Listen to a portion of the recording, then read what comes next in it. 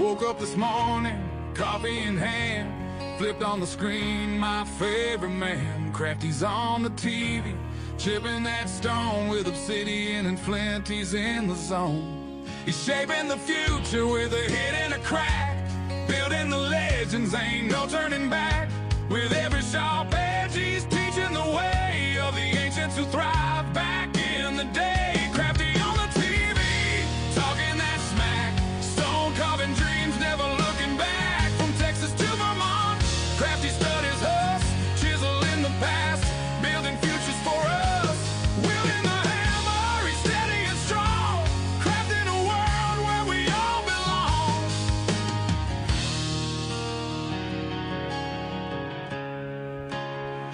Underneath those layers of dust and grit, finds the magic every little bit. A sculptor of stories, buried in the ground, each piece he uncovers wisdom abound. With every collision, the sparks start to fly. As the old world awakens, we question why. He's digging deeper where the shadows play, reviving old crafts that could fade away. Crafty on the TV, talking that smack, stone carving dreams, never looking back. From Texas to Vermont, Crafty studies us, chiseling the past, building futures for us. Wielding the hammer, he's steady and strong, crafting a world where we all belong. And in this life, we're all just searching for our place in the world, a way to keep working. With the flick of his wrist, he brings forth the light. In every gray morning, he makes it feel right. So gather around, let the stories unfold. Crafty's our guide through the young and the old.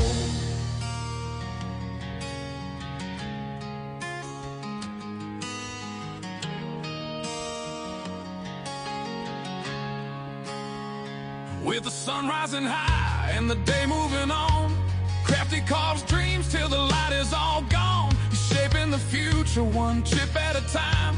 With every creation, he's keeping the rhyme. From the heartland of Texas to the mountains of green, the legacy lives on through the stonework unseen. With every perspective, he's showing the way. Crafty keeps going, come whatever may. Crafty on the TV, talking that smack, stone carving dreams, never looking back. From Texas to Vermont, Crafty studies us, chiseling the past, building futures for us. Wielding the hammer, he's steady and strong, crafting a world where we all belong. So here's to the mornings with coffee in hand and Crafty on the screen, the true heart of the land. With a hit and a crack, he's paving the way through stone and through story. He inspires the day.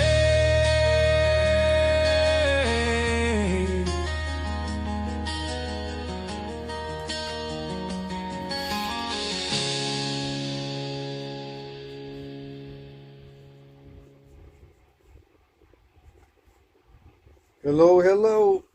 I'm just going to write some notes on the little pad here, or the little marker board. Let's see.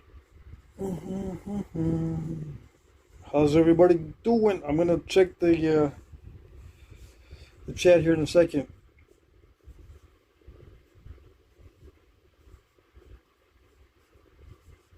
What should I put on here? I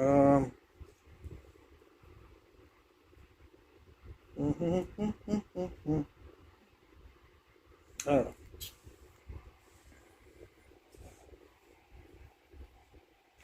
I don't know. Okay, so we got the whole lineup already. I could see everybody's here. Everybody's here. Stoneface #1. What's up? Dockenstein, Marty Wybe, hey, Alan Cole, Graylin Landry. Hello, hello. Flakescard, Tommy Taylor, Scott Goldsberry is here. Looks like old school. Yeah, I'm getting back to old school stuff. Oh yes. We're gonna do some old school plus some Just little surprises here and there. Let's see. Uncle Mike Bob is here. TJ and Soul. Hello, hello. JV is here. Chris Lithic. Sam Folks. Chronic Doom Scroller. What's up? That's a cool name. Yeah. Everybody's got chronic doom scrolling syndrome. Let's see. Who else? Did I miss somebody? Ross Wellman is here. You made it. What are we working on today? That one right there. Hopefully we'll get a rock to point. I don't know what this is. Except, I don't know. I hope it's an amoeba rock. Yeah. I hope it's amoeba chert. But who knows? Nobody knows. I can't tell. This is just straight from the ground, right? A friend of mine gave this to me. My friend Dawn gave that to me. Okay. Let's see.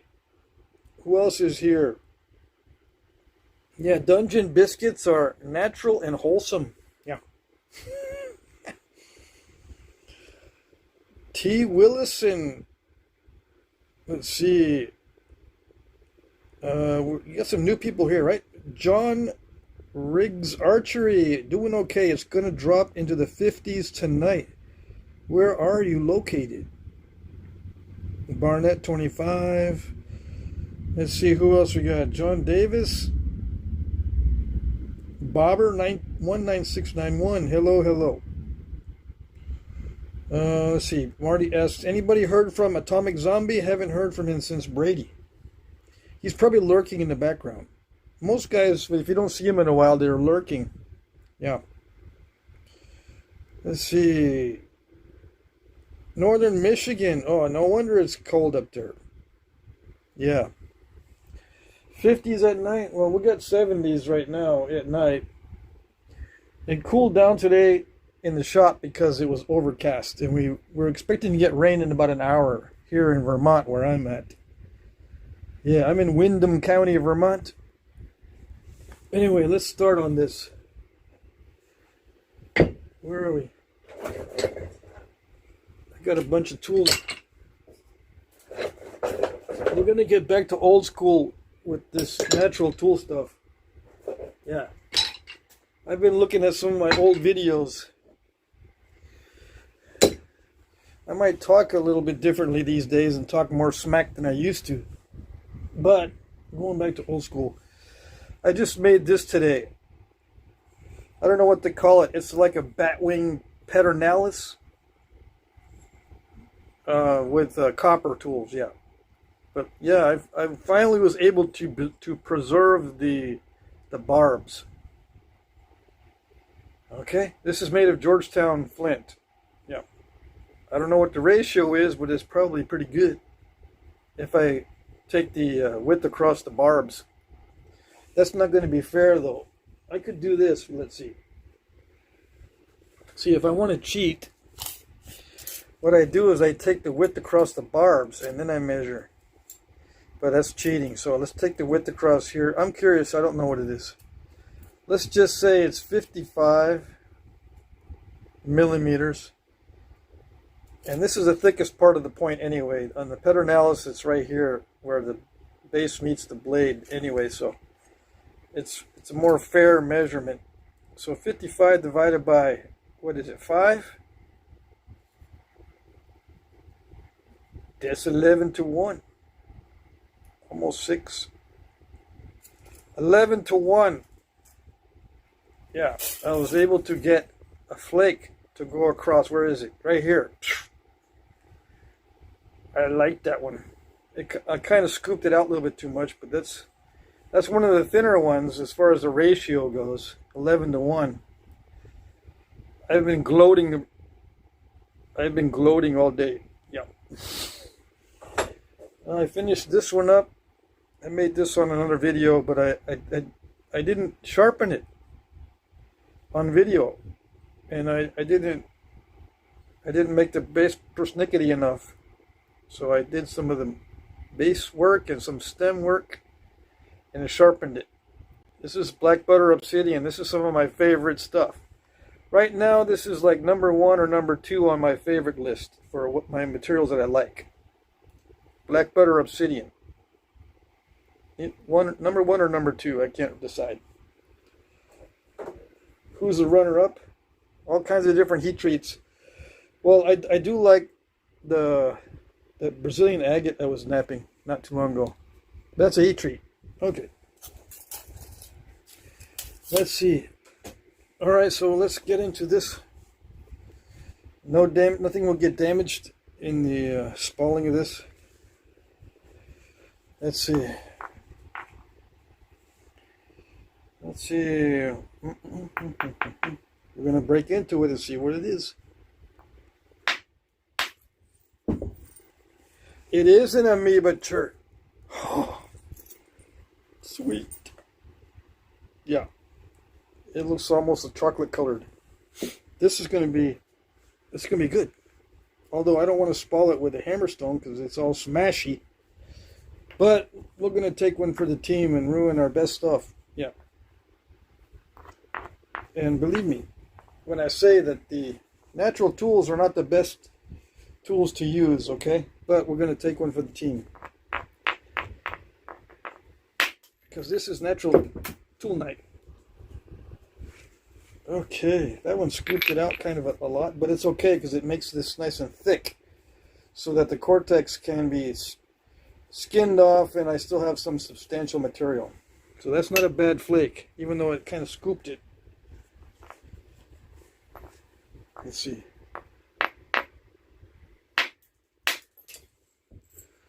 And I don't need a pad because at no time does the hammerstone ever touch my leg. Okay, I don't hammerstone. I mean, I don't do direct percussion like other guys do. I don't let the flaker touch my leg at all. So that it split this, but this is a good flake. I'm gonna save these. I'm gonna save all these flakes. You cannot have them. No, no, no. They're mine. Yeah, they're good. The crud ones go in the basket over there. Alright, let's see. I don't even know if Don realized that he gave me an amoeba chert. Yeah, some guys are just drowning in good stuff, good stones. Anyways. Yeah, I don't use pads, okay, so don't get all upset there. Wait a second, you're supposed to have like buffalo skin pad because, you know, that's what they used to use back in the day. I don't think so. But you can use anything you want. I just don't do it. Okay. All right. Spalling. Yeah, we're going to do some spalling.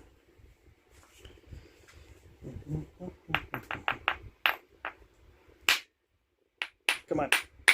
Do it. Did it do it? Yep. I did it. I don't like it, but I did it. Okay. See, if you treat it just right, you get a spall that's nice and thick. Yes, thick is good because you never know what's under that cortex. This is sweet, except that. That's nasty, but everything else is sweet. Oh yes. I'm excited.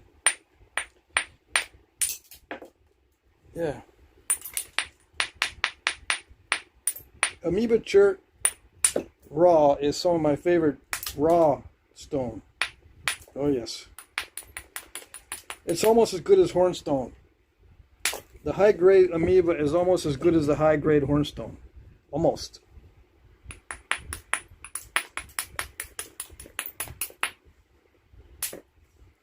What's the difference? This doesn't have the little sparklies in it. Yeah. It's nice to have little sparklies in it. Yeah. Really? No, I'm just saying that. I think I might even like Amoeba better. No, it's a toss-up between Hornstone High Grade and Texas Amoeba Chert. It's a toss-up. I can't decide, so I say both. What's your favorite? Answer is yes. And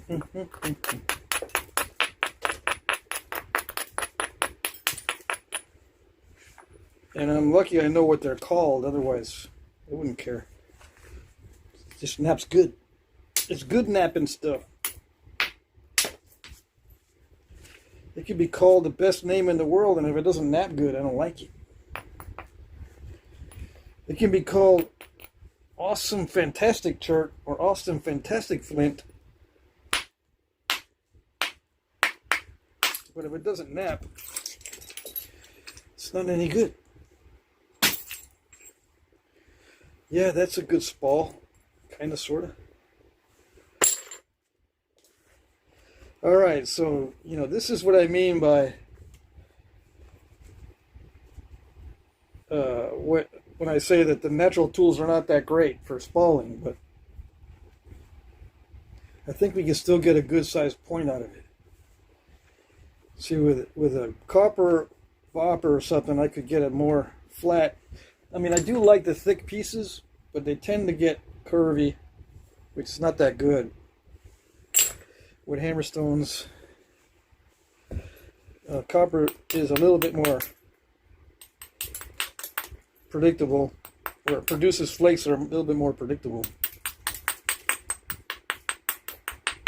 Flakes and spalls. We should be able to get a good thing out of this.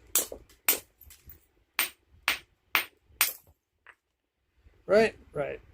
It's got some nice variation in color. I can try to capture that, but I've seen some arrowheads that have this in the bottom part of the arrowhead. But it's extremely difficult to capture this color variation in the finished point. But I've seen arrowheads like this that are made on flakes that are like this, that have that color variation from the cortex. So they were spalling it, but capturing the cortex on those types of arrowheads. And yeah, I think they were doing it on purpose. Probably to conserve material. Because if you can use some of the cortex, I mean, it gives you more material.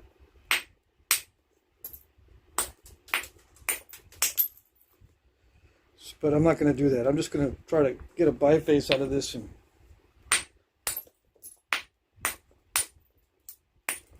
try to get spalls and good flakes. Big ones. Big spalls, big flakes. And then the rest will crud flakes and a biface. Okay?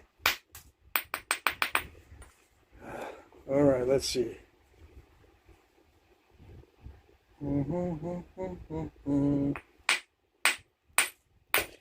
Come on. Yes, yes. It's got some good colors. The only thing I don't like is that concrete. So, what am I going to do? I'm just going to pick at it slowly. Yeah.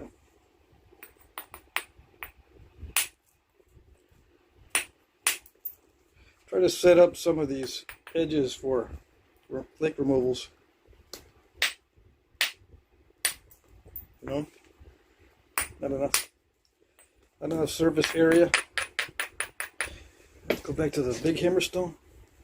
So that was a break from much earlier. I've had this hammerstone for quite a while, I think. All right, let's see if that works. Yes, I felt that one. That's not bad, not bad. See, these kinds of flakes are good for this. See, these are actual size points. So it's good for some of those. I will be making small points, okay? On Fridays. I'm going to devote Fridays to small points. And I don't care. I don't care how many people cry that they want to see big points only. BPO. People, they like BPO, big points only. But not on this channel. No. Yeah, I say that as I'm trying to make a big point. Well, might as well. We got some good stuff here. But yeah, Fridays I'm going to start doing small points only on Fridays. Come on, what's going on? We got some internal crack issues? I think so.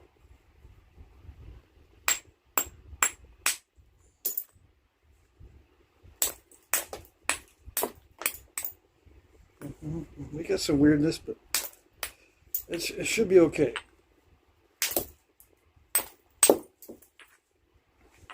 We should be able to get a good biface.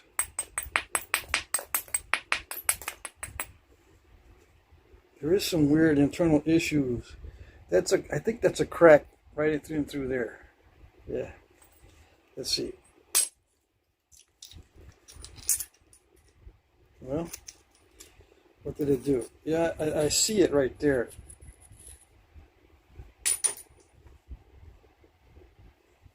So I got to get rid of that before it opens up and ruins our day.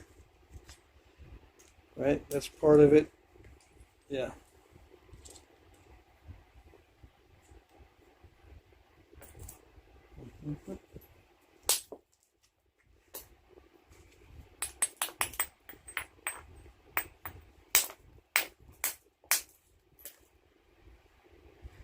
Yes, okay.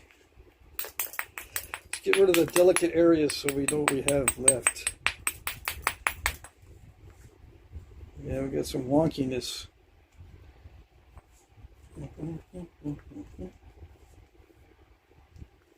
That's what I get for spalling this with a hammerstone. That's what I get.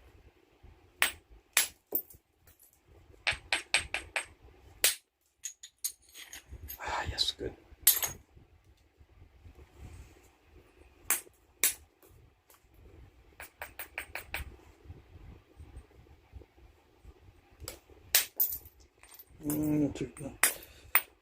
Almost. Yeah, like that, but it ran into the previous junk. Instead of getting under it, yeah. Come on.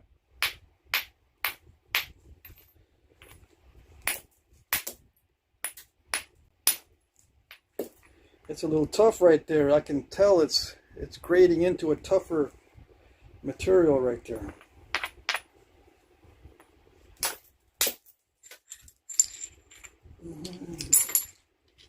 Yeah, some of these flakes can be heat treated and improved. New and improved after heat treating.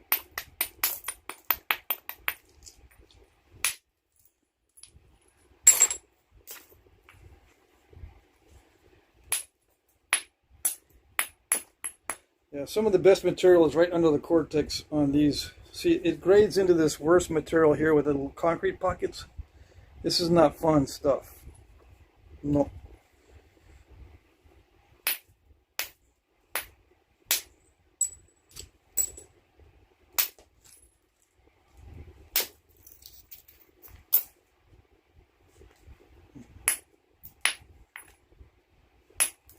So I'm going to try to preserve as much of this side as I can, but you know how that goes. Unpredictability is the name of the game.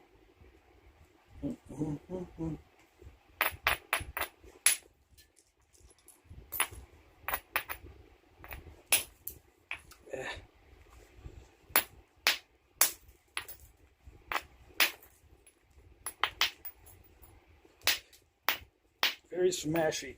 Okay.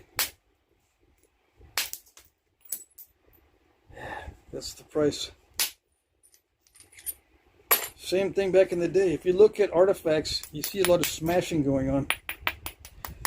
When you see these rough bifaces in the archaeological record, you can see a lot of smashing on the edges and stuff. I'm not saying it's a good thing, I'm just saying it's very common. But as I get better at doing this, I'll smash it less, but you got to expect a little bit of smashing going on with the hammerstones.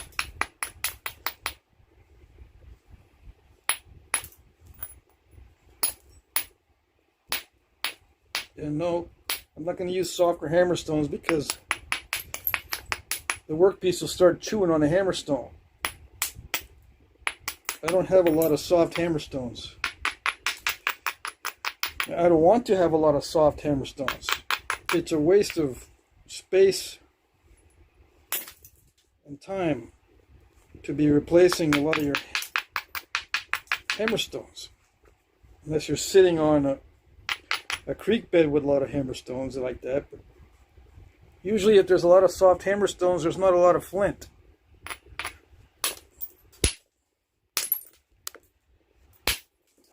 Okay. I see.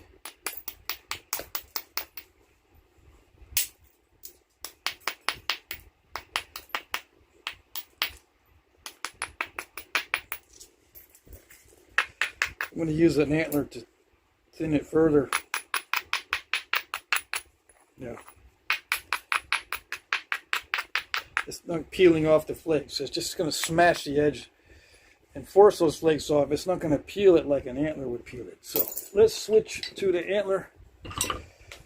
Okay. Different mindset. Okay, we're peeling the flakes now instead of smashing them off. We're going to peel them off. That's the theory anyway.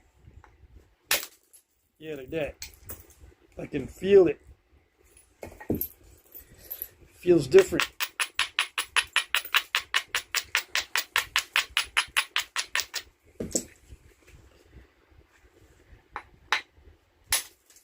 Yeah, kind of, sort of. Yeah, like that. Let's see.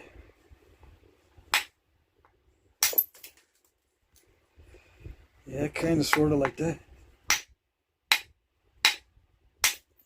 Yes. Ha. Yep. Like that.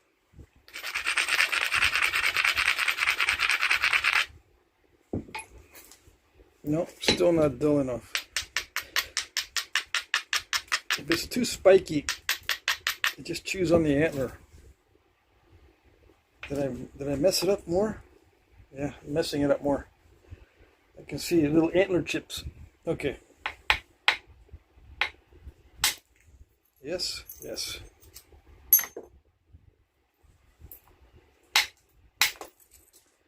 The speed of the billet helps. Fast speeds. I know a lot of other guys, they go slower with the speeds. I only have 2 speeds with my billets, fast and faster. That's it. Okay, that's how I roll. I don't slow it down. Oh no, if it's not working, I speed it up. Because the more you speed it up, the more you have that straw in the potato effect. Yeah. It shocks the piece less as long as you're not trying to dig in too much. Yeah, see, that didn't shock it. I didn't feel that one at all. It just tore the flake right off. Same with that one. If you slow it down, you can feel the shock, and it shocks the whole piece. Yeah, like those, I don't feel anything. Okay?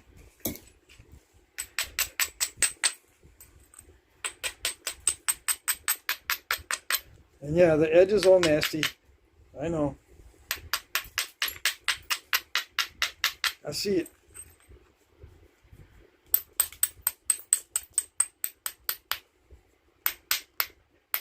I'm going to try to make something. I might not use this piece because it's got that nasty spot there. I don't really feel like dealing with it with natural tools. So we might nap a better quality flake from this pile. But we'll see. If I can knock off most of that concrete stuff, I'll continue with this.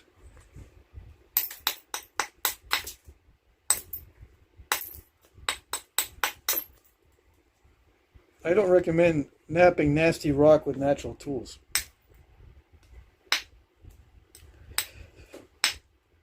I know when I first started a lot of guys say, yeah, I'm going to learn how to nap with the worst rock possible with the most natural tools possible. So that way I can nap anything. No, that just means that you're going to learn how to nap the worst possible rock with the natural tools. That's all you're going to learn. It doesn't translate to better rocks or to obsidian or better natural tools. If you just use the most primitive natural tools and the worst rock, that's what you're going to learn how to use. It doesn't translate well to other things. You can say that it's a good base to learn from, but there's still a big learning curve when you go to other materials.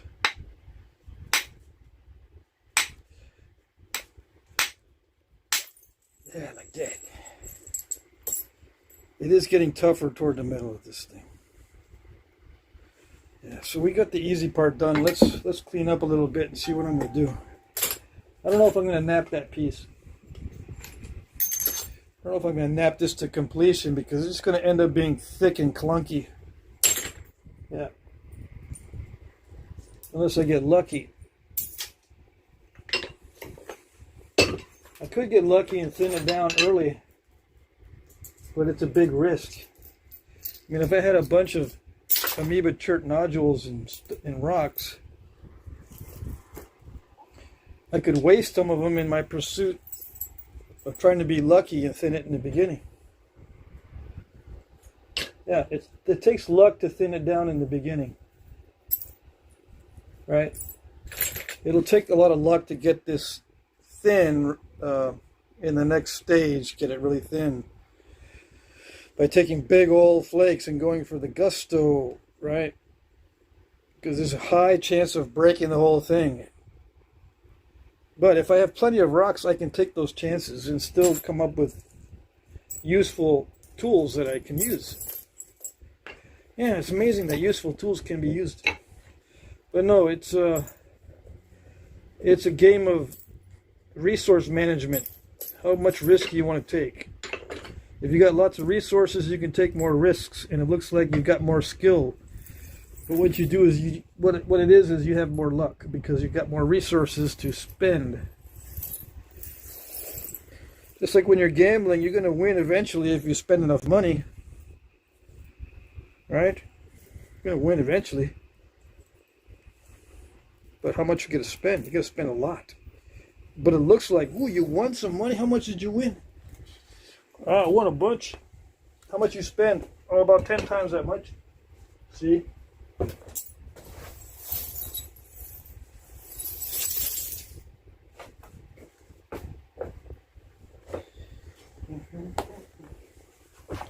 So what do I do with those flakes?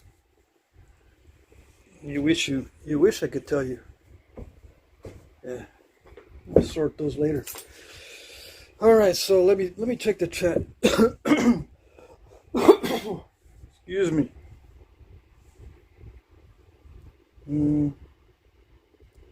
Talking about gardens. Mr. Jim is here. Blunt Axe is here. Lance McIlwain or McIlwain. Lance McIlwain is here. What's up? Let's see.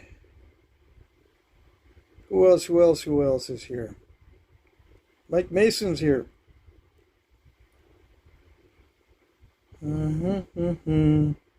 Howdy. Pete Peterson's here. Your audio is fuzzy. Yeah, fuzzy, man. Fuzzy. I can turn off the fan, right? That might improve things.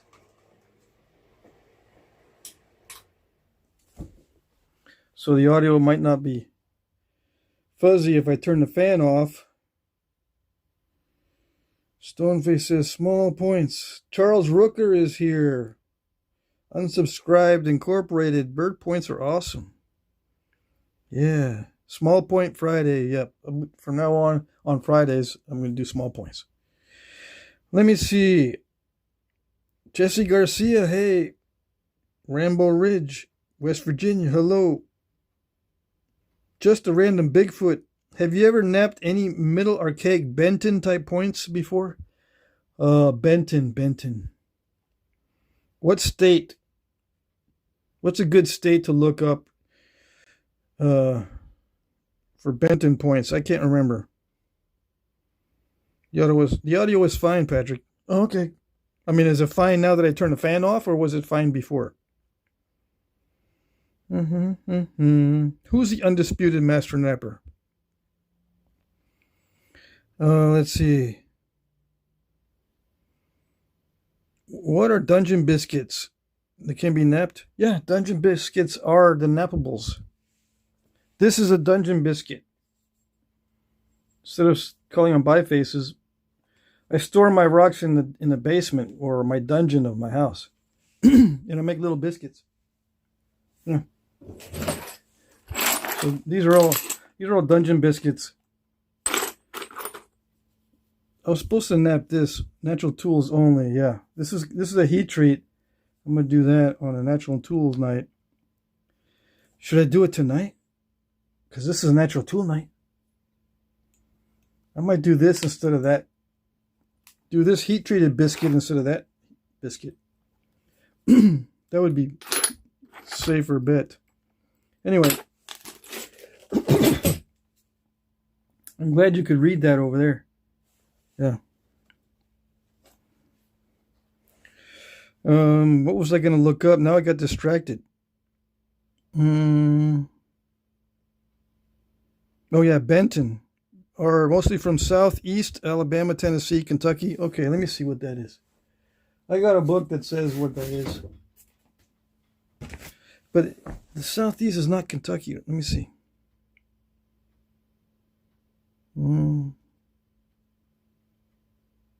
See, Kentucky's not Southeast. Yeah, Alabama, yes, but it looks like it's Central. Let's look at Central. South Central, not Southeast. Let's see.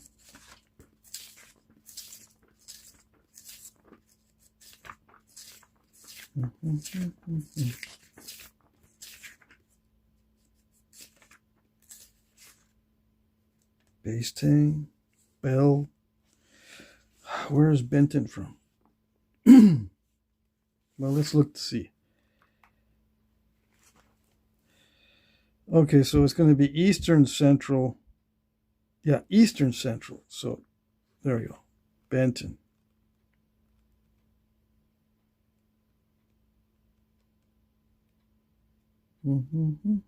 Oops.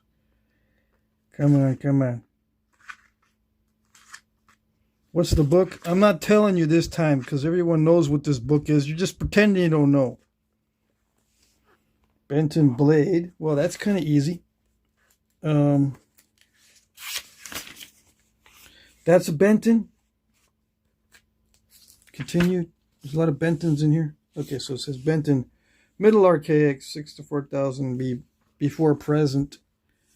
So I guess this is the fishtail form, right? Other forms are like this. But Bentons were not made from Texas chert. Got some of this stuff here. Got diagonal flaking. I bet you want a fancy little base like that with diagonal flaking. Whereas most Bentons are not like that. This one has some diagonal flaking, but you can see not all Bentons have that, right? I'm not going to do no diagonal flaking. No, I don't do parallel flakings if I don't want to, and I never want to. Yeah. Bentons on this are 50% actual size.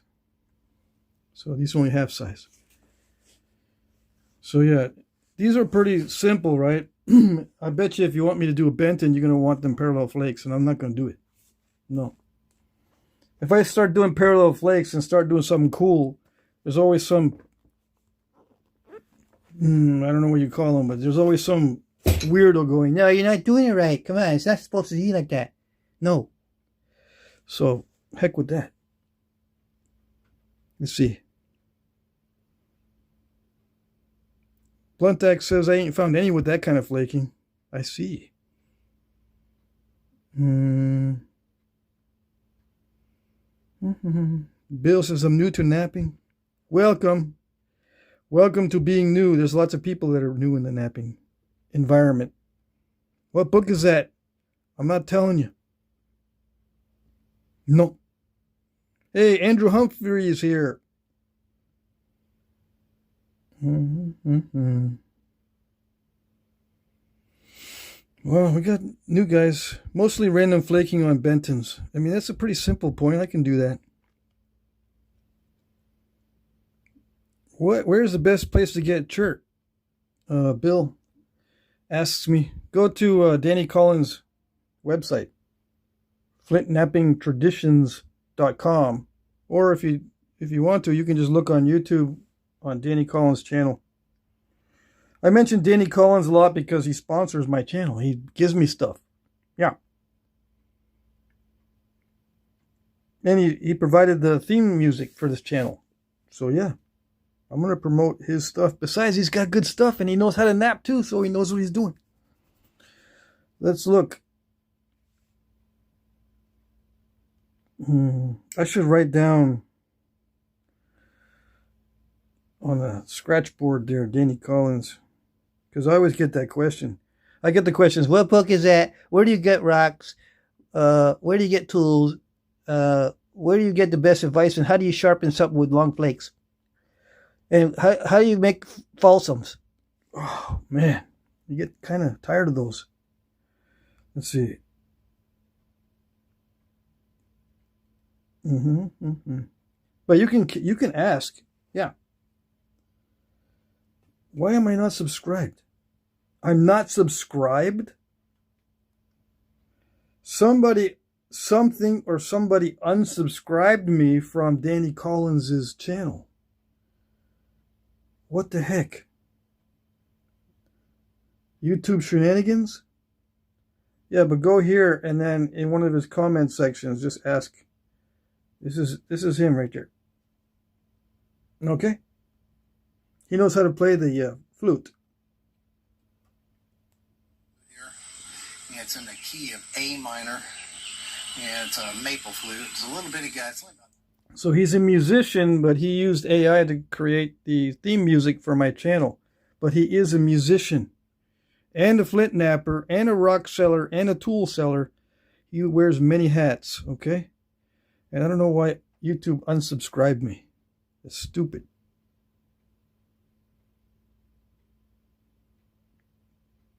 Yeah, all right? All right. And there's other rock sellers too. If you want to get on Facebook, that's where you'll find most of them. But some people don't like Facebook, or they don't want to load Facebook on their computers or their phones, so I understand it. I get it. Where am I? I'm looking for myself on YouTube. There's my live streaming. Okay, so what else we got? Go Napping is a good one, or eBay, says Andrew Humphrey. Yeah, if you want to look around on stuff, there's also sellers on Etsy. You don't have to stick with eBay. You can go to Etsy. Probably Whatnot. Also, I need to look on Whatnot and see if they've got rock sellers. Only buy from reputable sellers. What about building napping tools from Home Depot? Yeah, you can build napping tools from Home Depot. Use your imagination. They just don't sell copper rods at Home Depot. You're going to have to buy the copper rods online somewhere. Or if you know an electrician or something, or somebody that has copper rods, you might get lucky there and get some copper rods from them. Let's see here.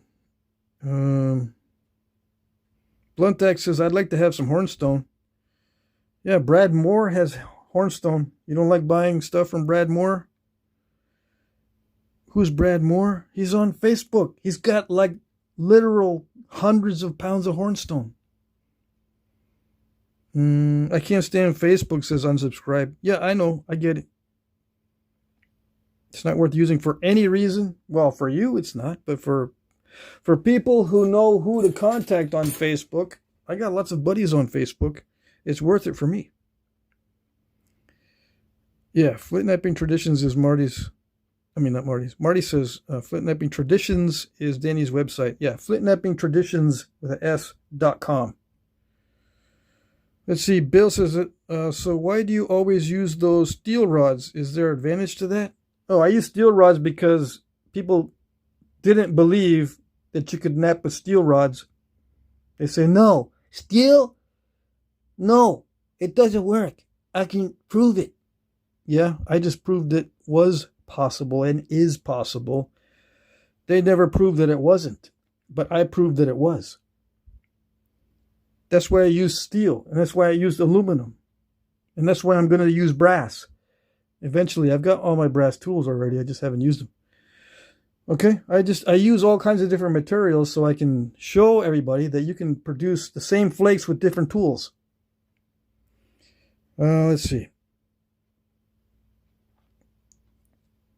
Yeah.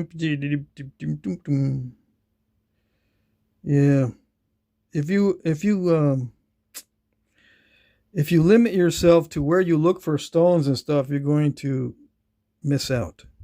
So that's all I'm saying. Barnett says YouTube sometimes unsubscribes people to combat bots or something. I never really understood. Yeah, I don't know either. Just a random Bigfoot says, I never found any Benton with that type of flaking like that. They all seem to be random flaking. The Elk River ones were, let's see, it does that to me. The Elk River ones were what? It made me lose my place. The Elk River ones were found literally 5 miles from south of me. Anyways, I appreciate it, man. Love your content. Thank you.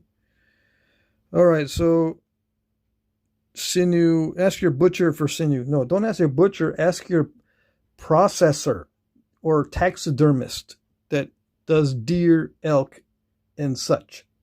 Yeah, the butcher is going to look at you funny. Butchers these days are not like they used to be. I mean, unless you live in a small town, I guess. But in major towns and cities, they'll give you fat, but they'll save the fat and cuts from mainly pork, and they'll sell that to you. But if they have to skin off the silver skins to get sinew, they won't do it. No, you'll have to make friends with a taxidermist or a deer processor. That's been my experience. Have I tried asking butchers for this stuff? Oh, yes. Most of them look at me like I'm cross-eyed and speaking Russian. Okay? All right. Let's see. Pete Peterson says, yep, you're right, Pat. Thank you. I'm glad somebody knows besides me. Let's see.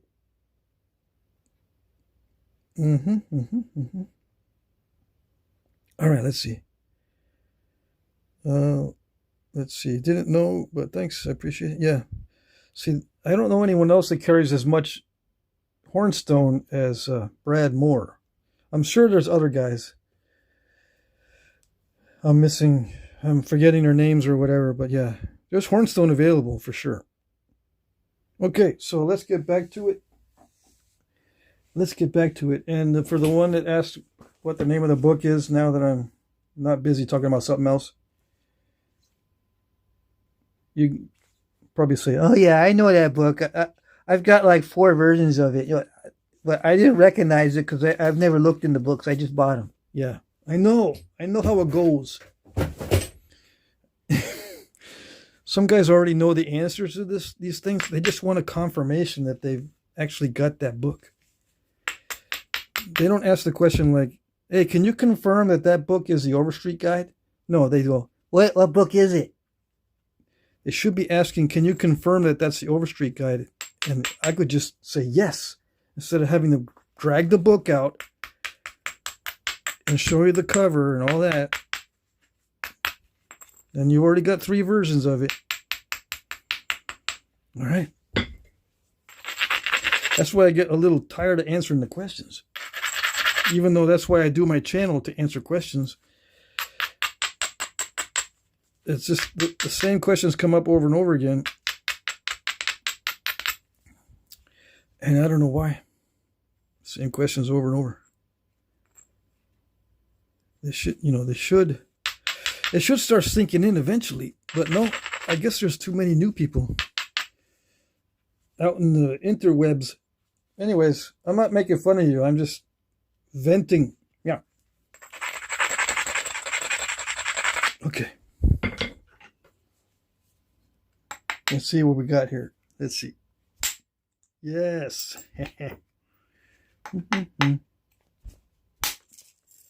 This might work. I could take a chance on hitting it super hard to get a big old flake and thin it down. Nope. That's not going to work. See that? If I take a chance and try to thin it down, that's what I get. But that was a perfect platform. What I used to call platforms. That was a good edge for doing that. But it pulls too much. Yeah, see? That's what you get. So I'm not going to take a chance on this. I should just heat treat it so I don't lose so much material. Yeah.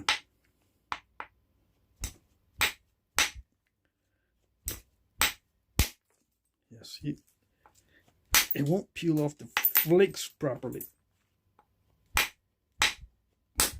Yeah, I lose way too much. Okay, so we're just going to put this aside. Yeah, I could nap this, but it would get so small that you would be disappointed. So I'm going to go to this already heat treated thing that I started last night, right? Yeah. These are okay. All right. So I got a lot to play with here. Some of this needs to be heat treated. The ones that came off the center. Why don't I nap this? Because this is the sweetest piece in here. Because I'm using natural tools, and natural tools do not yield the best results. Okay.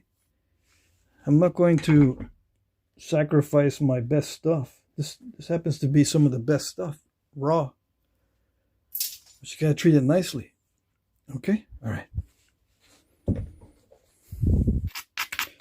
You gotta forget internet culture. Internet culture will say that the natural tools have a special relationship with the stones that you're trying to nap.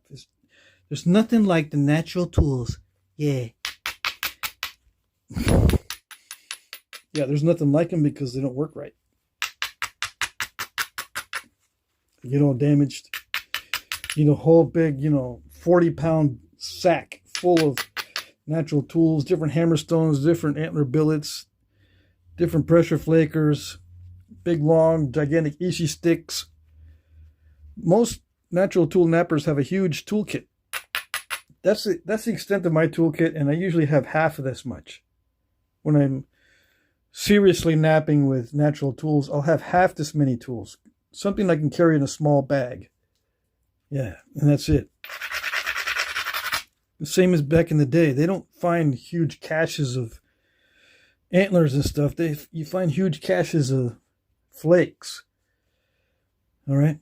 I know antlers deteriorate, but when they do find antlers, they don't find very many. And when they do find hammerstones, they don't find that many compared to the amount that they were napping.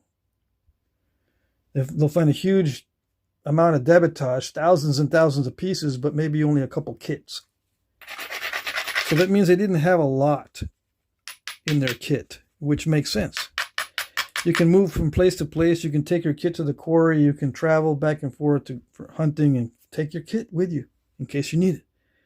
Instead of carrying around a whole big 40-pound bag of, or 40-pound sack full of tools. Not to mention the tool stones themselves. Anyways, let's see if this works here. I'm going to use a smaller billet.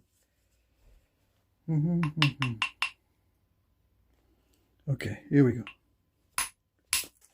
Yeah. See, that's what I'm talking about.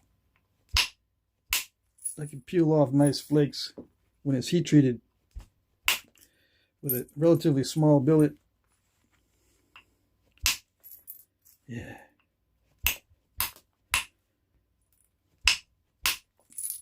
Yeah, like that. Okay. Let me turn the fan back on since that wasn't the problem.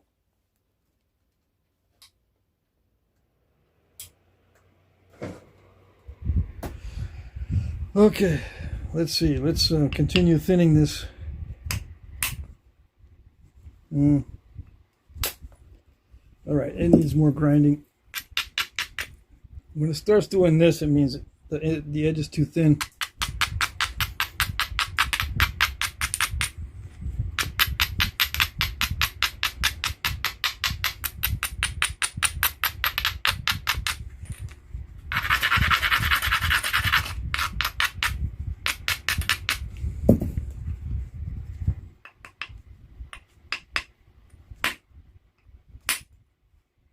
Yeah. Like that.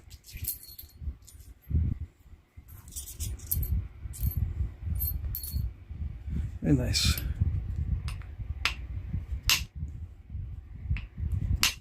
Come on.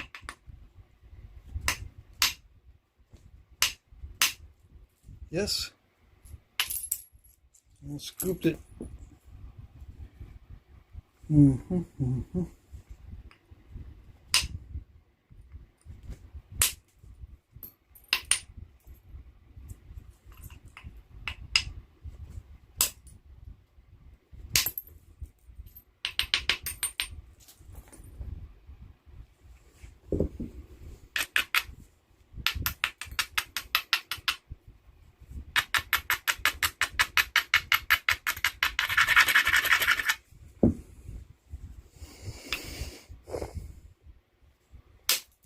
Yes. All right. Starting to reach the limits of the stone because see, it's starting to dive. When it's that long, it'll start to dive in if it's not convex enough.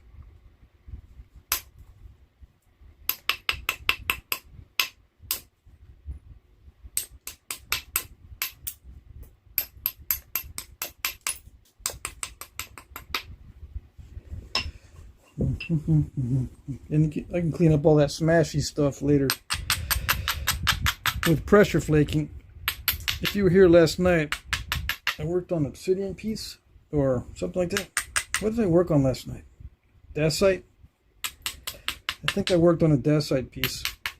Or it's obsidian, yes, but it's grainy obsidian. It's all smashy, the grainy obsidian, but at the end, you know, it's not that difficult to clean it up with pressure flakes.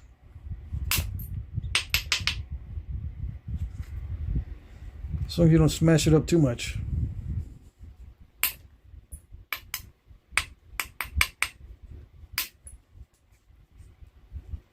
Okay.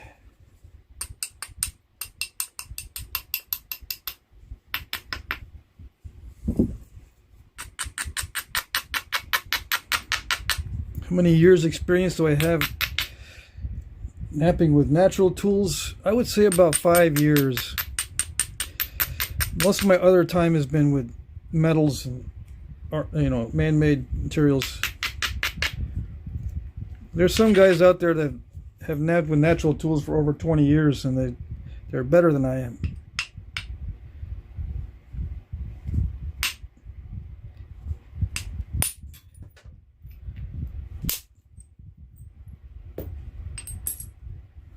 So you might be suffering through this video if you watch someone who's better than I am. In which case, I won't blame you if you change the channel.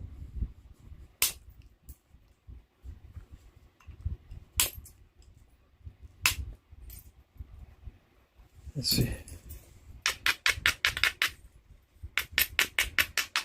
Yeah, on and off, I think my experience with natural tools is about 5 years experience. I've been knapping for about 15, 16, 17 years, so all the other time is with man-made materials.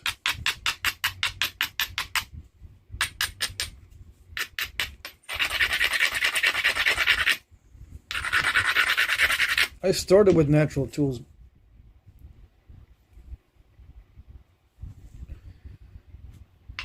All right. No, it's going to be smashy. Okay. What do? I'll try it anyways. I'll try to keep going and try to thin it more with the direct percussion If I'm getting diminishing returns, I'll switch to indirect percussion. It's still not too bad. I can still get flakes like that, hopefully. As long as I can continue to get flakes like that, I'll stick with the direct percussion. Yeah. Like that. Let's see.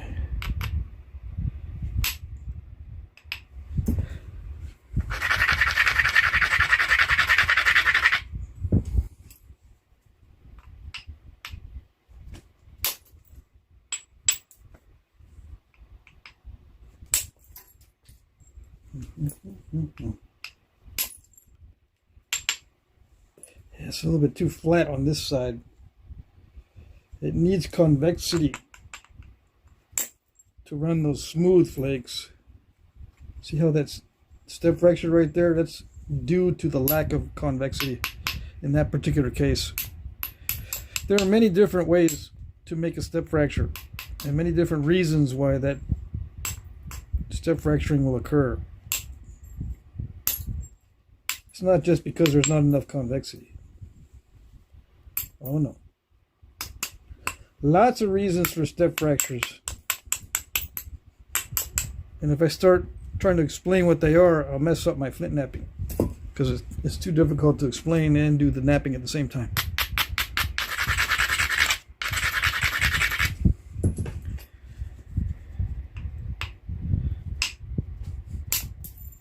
Yeah, like that. Okay. I think I'm going to need to switch over to indirect percussion pretty soon before I snap the whole thing in half. Right, right. Yeah, it's so nice to work with heat treat.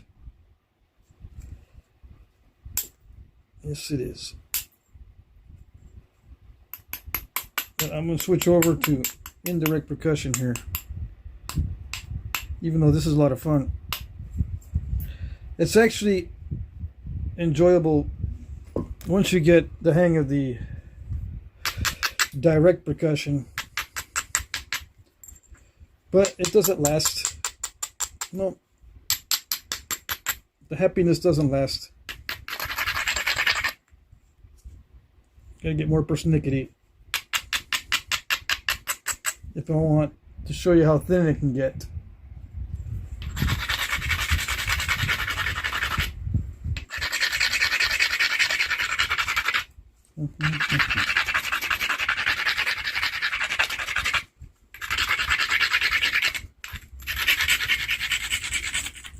It's just a cracked hammerstone, cracked it in half, but it makes a good abrader. See that? If you abuse your hammerstones, that's what happens, boys and girls. But then you can use them as an abrader, and sometimes you can chip with it too.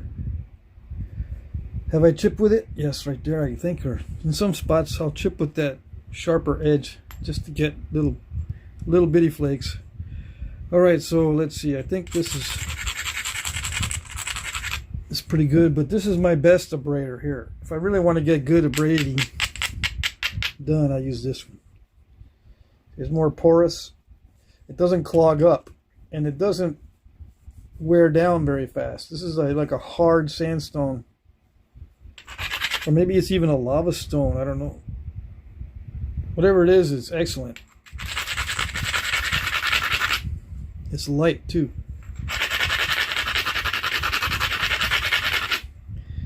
Anyways, let's see what we can do with the indirect percussion.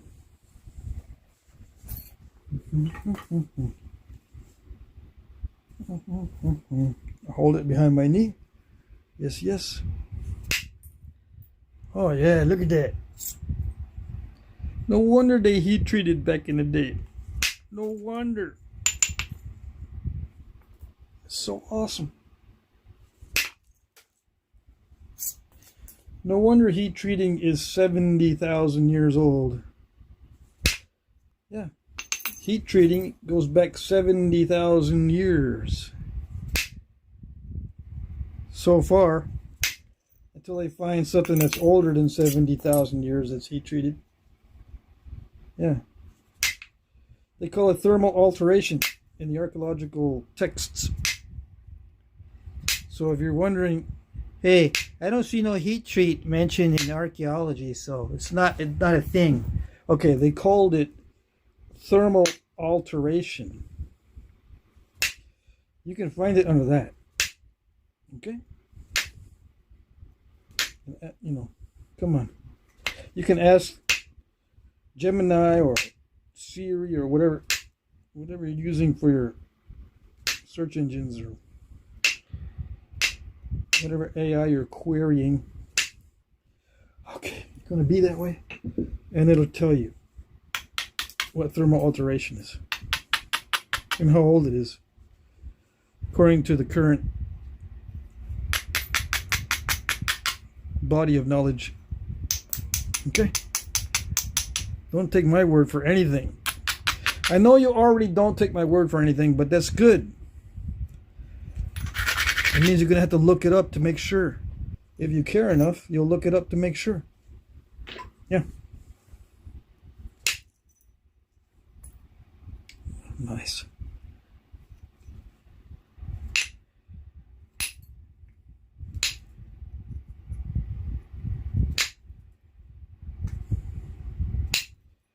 Yeah, I put a little bit of pressure sometimes just to get it seated so it doesn't move. And also, sometimes I'll do a pressure assist. I just don't use it too much because it slips off and then I end up hitting the workpiece by accident. But yeah, I do use, make sure it stays on there. I use a little bit of extra pressure. That side is too flat, isn't it? But I gotta make it more flat.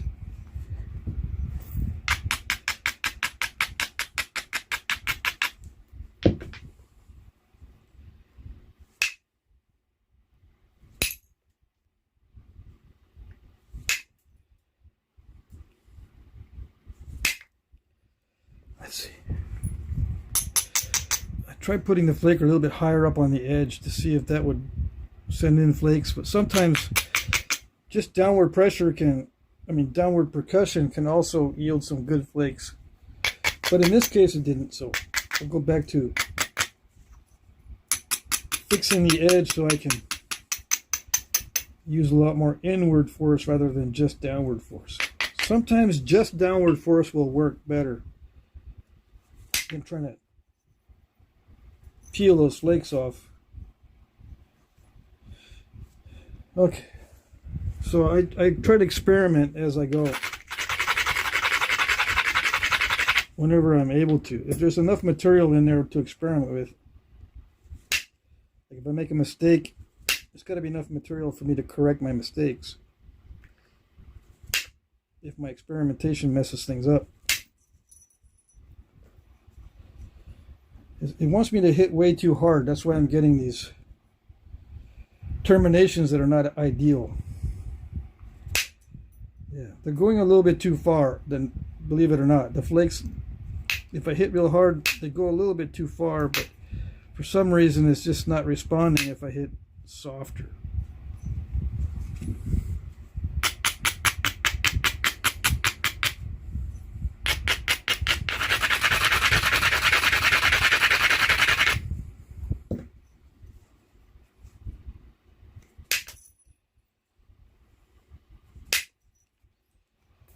So, see, I don't have to go any thinner than that, I don't think.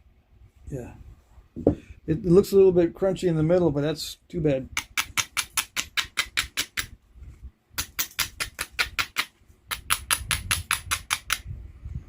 If I could take that out later when it gets more narrow and run some flakes in from the other side, I'll do it, but not yet. And this is some primo heat treat.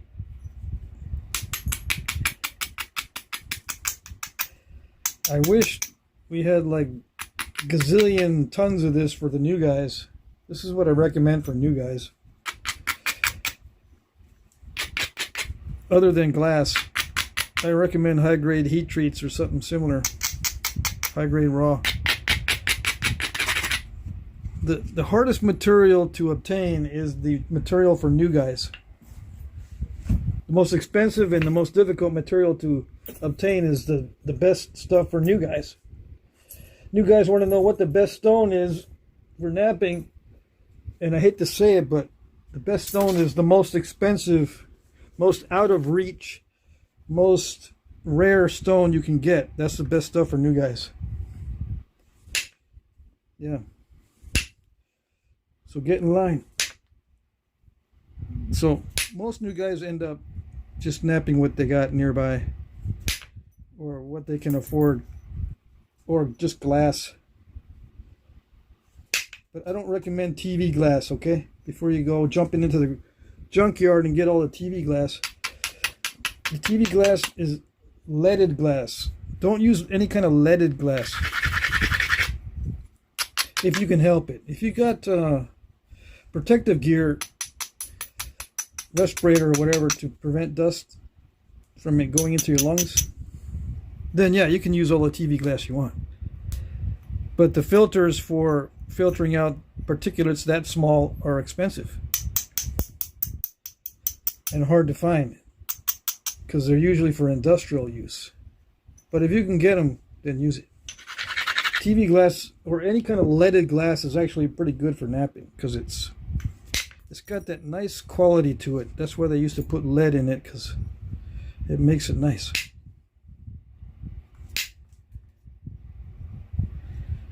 All right.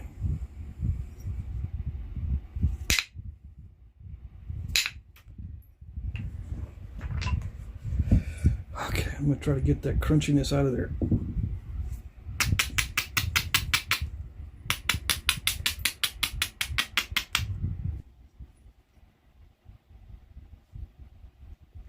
Bottom of a whiskey bottle.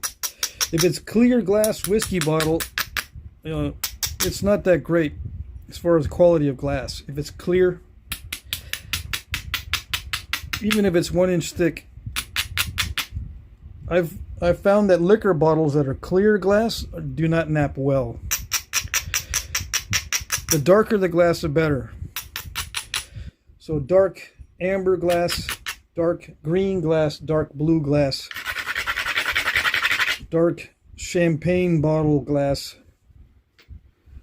Those are the best glasses to nap. The clear stuff, I never found it to be very good at all. Just saying, you can use whatever you want. If it works, it works. But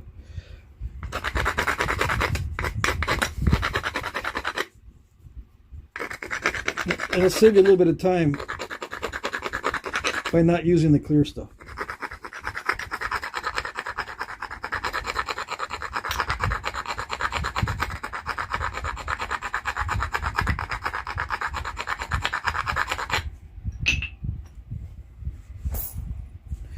How do I know these things? I don't know. Have I tried them before? Oh, yes.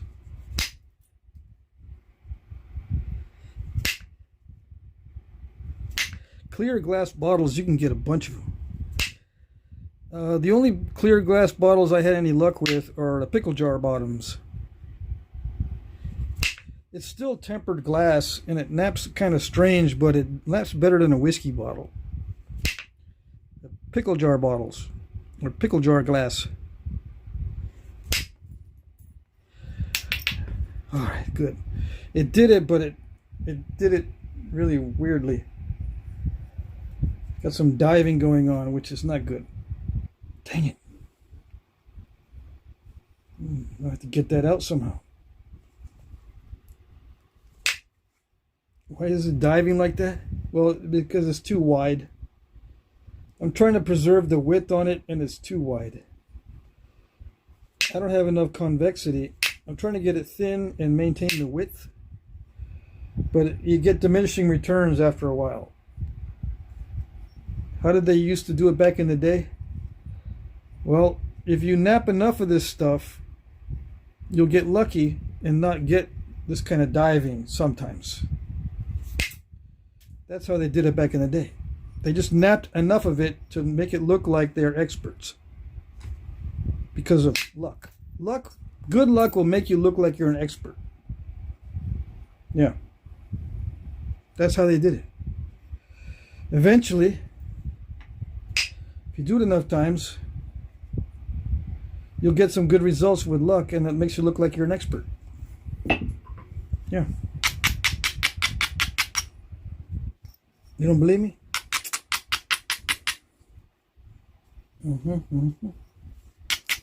It's good. Just look, you know, you can look it up. You can look up how these opportunistic and probabilistic skills operate, how things work in this realm of opportunistic and risk type of skills. What do they call probabilistic skills? Look it up and see how they work. A probabilistic skill works differently than other skills. Okay? I recommend you know the difference between a regular skill and a probabilistic skill. Okay? All right.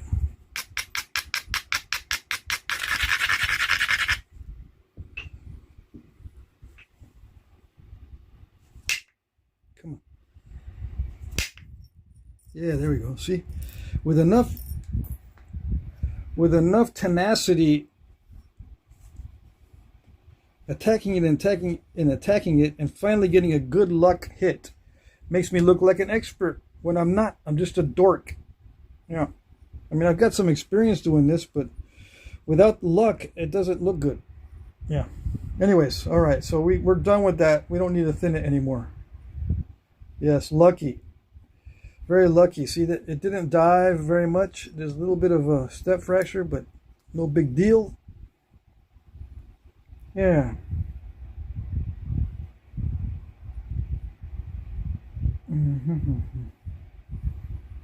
What's the ratio on this? Let's see.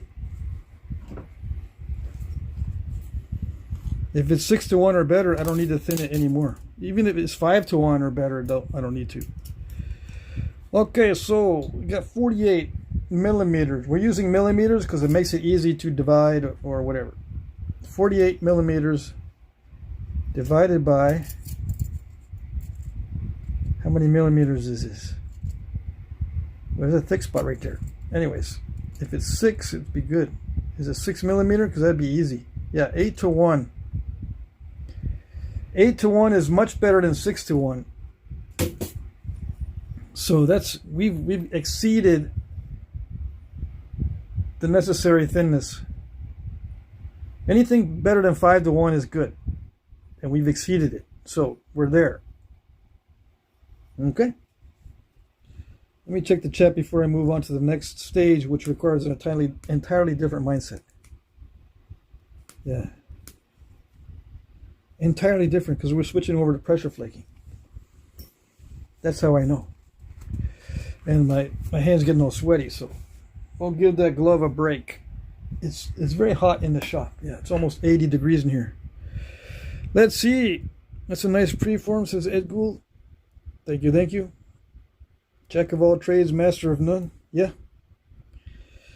Tommy Anderson, maybe some went for pretty, but I think most were just utility grade tools. Yeah, the vast majority of artifacts are utility grade. Yeah. What gets the attention is the 1% of the 1%. Yeah.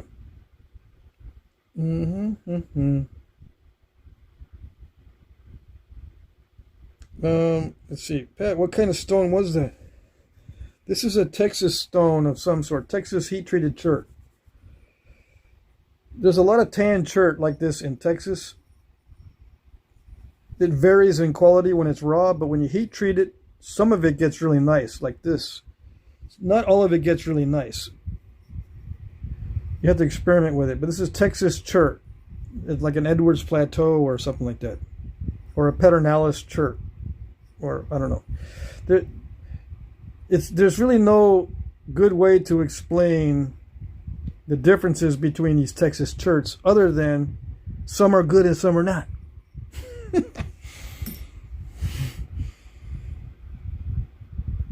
Let's see. What else do we got? Pete Peterson, the super old bottles, try river larking, you may get lucky. Yeah, like I nabbed some Clorox bottle bottoms, and they're excellent. I don't know if that's leaded glass though, but they seem to be really good. I like beer bottle glass as long as the beer bottles are 40 ounce or even the growlers, those big jugs. Any kind of growler has a good thick bottle bottom, and then the 40 ounce beer bottles have good bottle bottoms. Other than that, if you go smaller, like 32 ounce and that kind of stuff, nah. Anything smaller than a 40 ounce beer bottle bottom is going to present some difficulties because of the curve, and they're too thin. You can put a bottle bottom in a microwave kiln and flatten it out, though. But I don't want to get into that explanation. Prairie Ghost Ken says, you want the bottoms to be as flat as possible, no divot, so you can get a straight point. True, very true. Old mirror glass works well. Okay. Mason jars any good? Well, yes. They're just not very thick. You get a big pickle jar, big glass pickle jar, and the bottoms are at least, what is it? At least a 1/4 inch, maybe 3/8 for this big pickle jars. I've had some good luck with the pickle jars, the big ones. I don't know what the amount of capacity is for those, but you know, I think you know what I mean. But yeah, mason jars, I have found them to be a little thin. A little too thin. Unsubscribed says, they all want perfect stone. That's what really silly, in my opinion. Nap tile or glass. Yeah. Very true.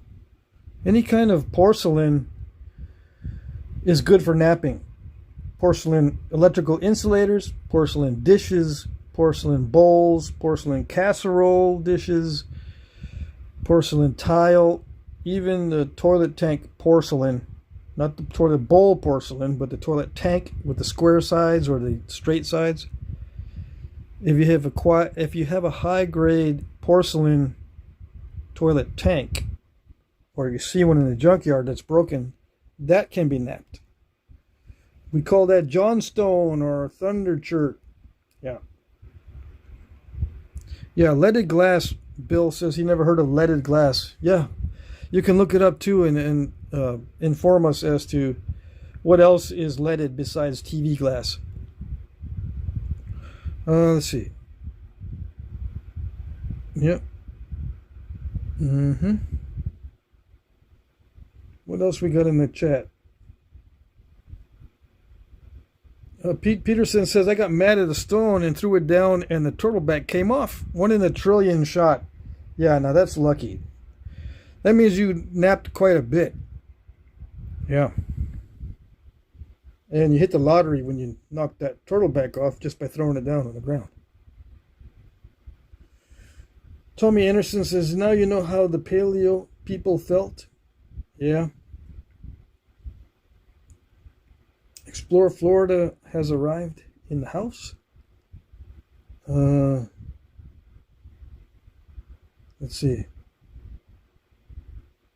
When they say primo, it's not primo stone. Yeah, that's true. In most cases, if they exaggerate, that means it's not good.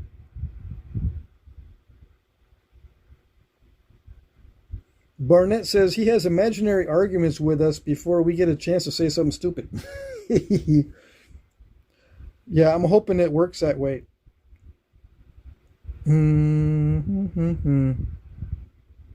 Okay, is that it? No questions? Pyrex dishes work fine. Yeah. There's different kinds of Pyrex though. Yep. Different kinds of Pyrex. I think the older the Pyrex, the better, but I get mixed up between the new Pyrex and the old Pyrex. The old Pyrex, I like those for my own use in the kitchen because they resist heat shock more. I can, take something out of the oven and place it on, a Pyrex dish out of the oven, place it on a cold surface and it won't break. But the new Pyrex is not that reliable. But I forget which one naps better. One of them naps better than the other. You can tell the new Pyrex by the bluish tint, for example. The new Pyrex has kind of a bluish tint to it. The old Pyrex does not. Let's see. There's a great beginner's guide on Reddit called Beginner's Guide to Flintknapping. Yeah, Prairie Ghost Ken says there's a beginner's guide. And Harley, he used to be in the chat a lot. He's in the community posting stuff that he's making. But Harley, I think, has posted quite a bit on Reddit. I just don't get on Reddit, so I don't know where to find it.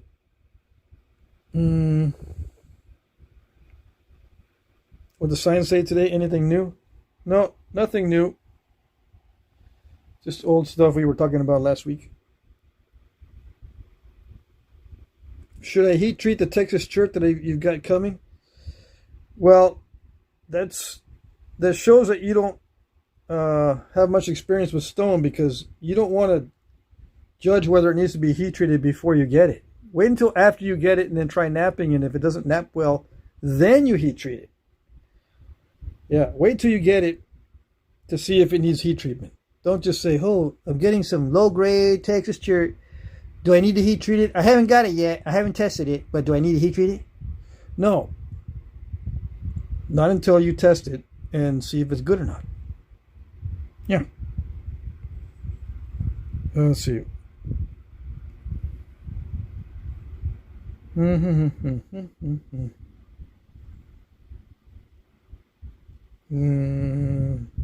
What else?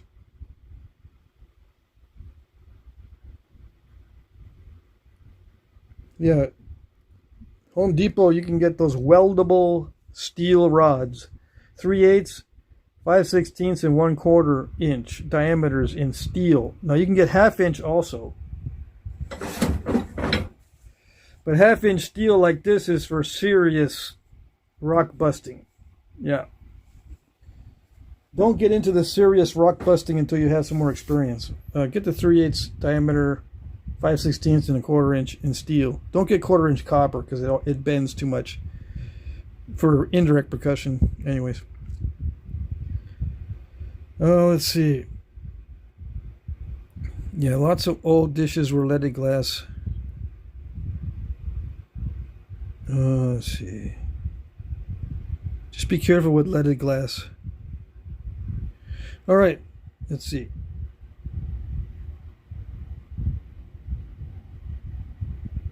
Yeah, I've used aluminum tools on everything from the hardest rhyolite to the softest obsidian. It's very versatile. Aluminum works on everything. Okay, just so you know.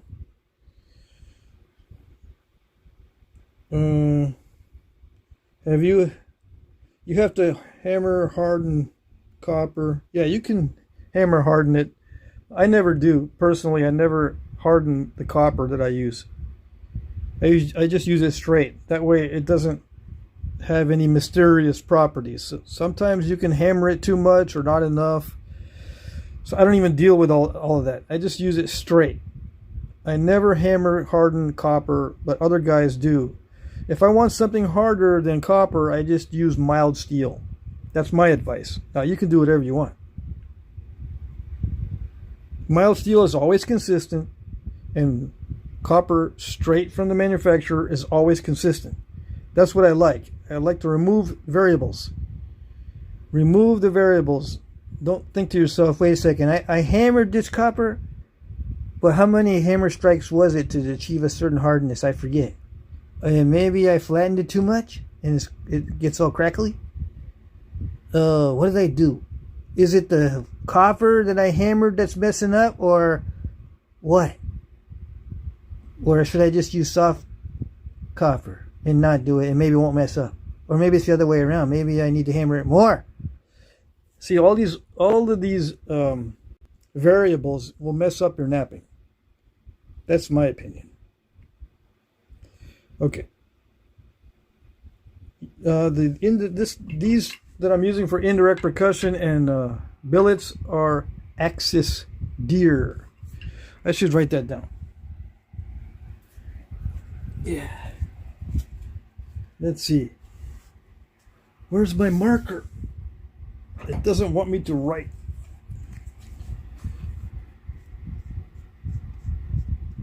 I'm using Axis deer antler. And yeah, it's rare. Okay? Sorry, but it's hard to get Axis deer, but that's what I'm using. What do I use besides Axis deer? I use whitetail deer. Two types of antlers that I prefer over everything else: Axis deer and whitetail deer. Okay?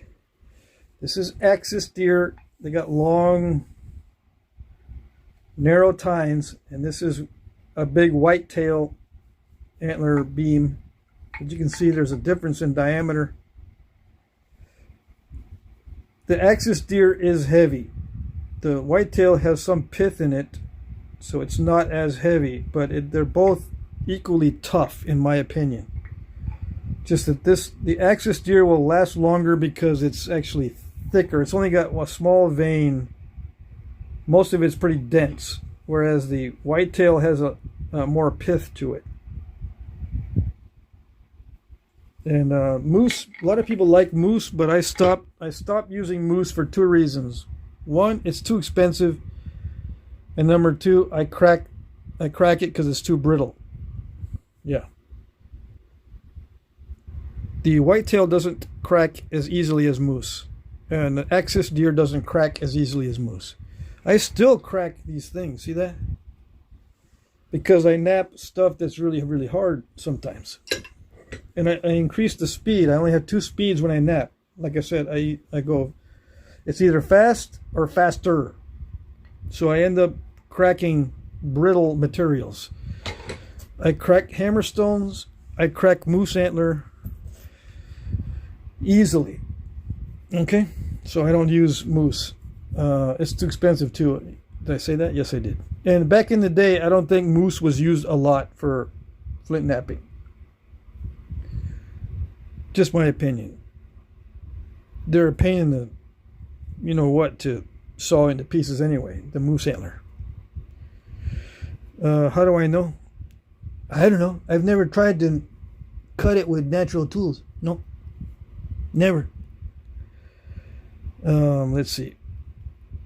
Besides, for the type of points that they used to make back in the day, they weren't very large. They were like this or smaller. So you don't need big old moose antlers, but you can use them if you're one of the big points guys. Anyways. Let's see. What am I going to do? I already took the chat. Yeah. Let's put the glove back on and get to pressure flaking. If I disagree with anyone in the chat, I'm not saying you're wrong. I'm just giving you my perspective. Okay? All right.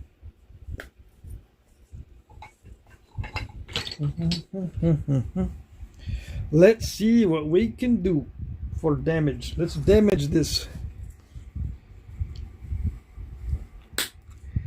Yeah. There we go.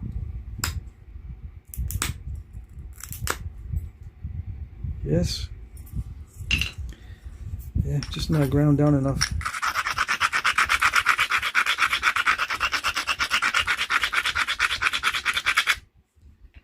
Okay.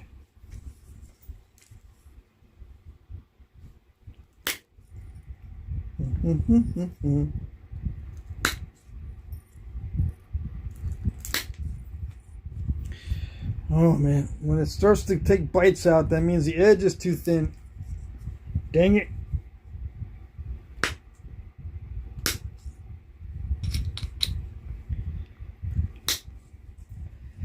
It's not supposed to be too thin.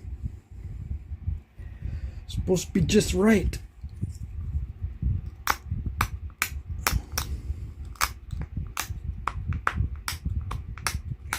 Deer antler is supposed to be like the amazing Norelco sharpener. Yeah. Right? That's what the internet says. Deer antler is the Norelco sharpener of the flint knapping world. I wish.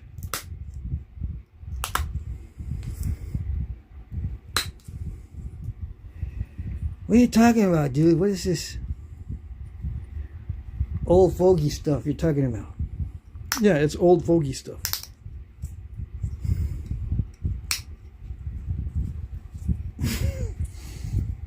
People don't even know what old fogey means. They can probably guess. I wish the antler was excellent at sharpening and excellent at thinning, but the edge has to be just right to get good flakes. So I got a good series of flakes there, but the edge had to be just right. Okay. All right. And what is just right? Whatever works for that material. Every edge is a little bit different depending on the stone. The perfect edge is a little bit different depending on the stone.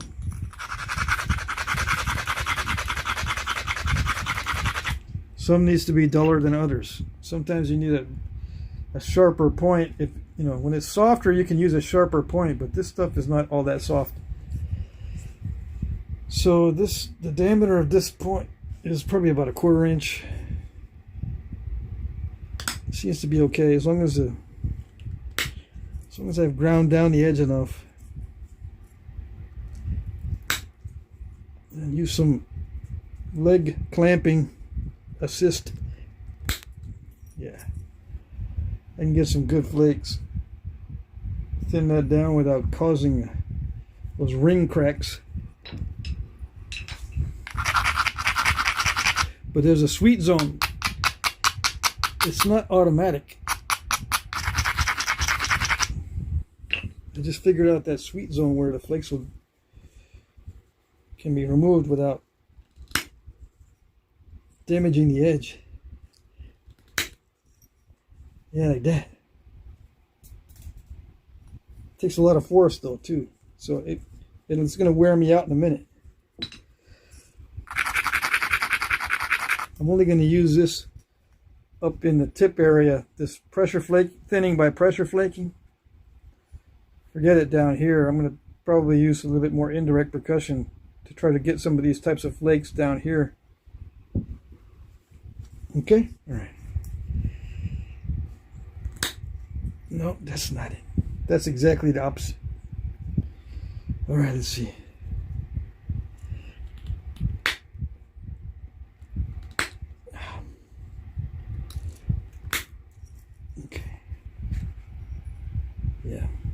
If it doesn't reach, that means I've reached the limit of my pressure flaking ability. I'm going to have to use indirect percussion to make flakes that are longer than that.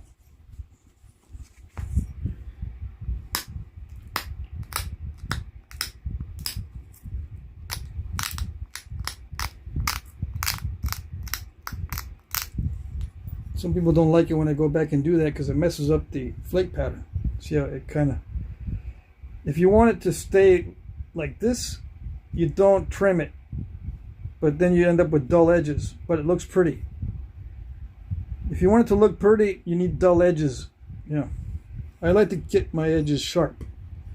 So it'll kind of dilute the look.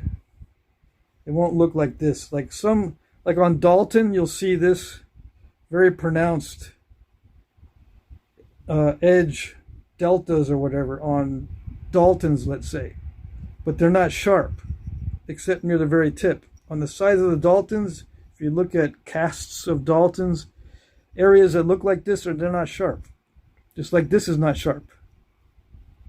But this side is sharp, very sharp, because I trimmed it down and got rid of all the dull spots. All right, why are Daltons not that sharp? They don't need to be sharp down here where you'll find this pattern down on this lower 2/3 of the blade. They sharpen the upper third because that's the business end. That's why they're straight-sided. They don't need to cut. Okay, all right.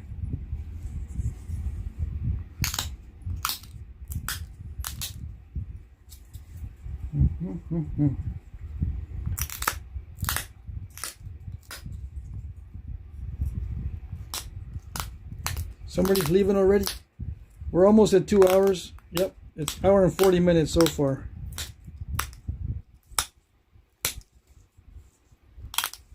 I'm working on symmetry right now. I'm going to trim it before I sharpen it or anything else.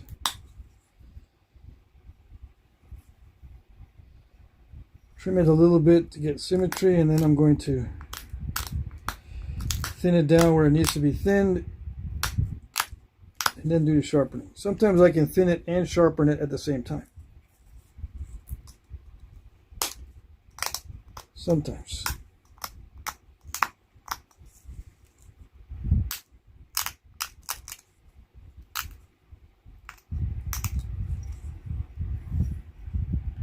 So I removed those prominent deltas because I want it sharp. Okay. All right.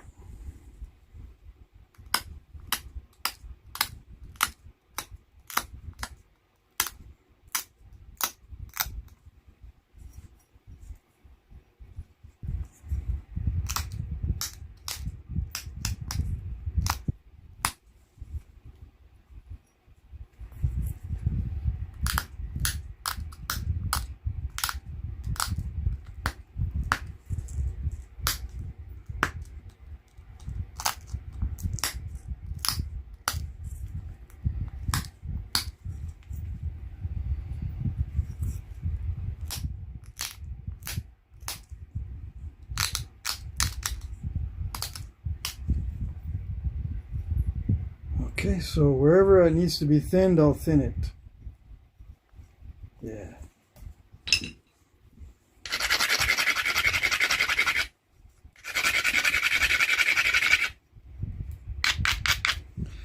A thin edge cuts better than a thick edge. So wherever the edges need to be thinned, and maybe I can clean up some of this mess with a large flake, I'll do it. I got messes on both sides. I got mess there and mess there. Yeah. Okay.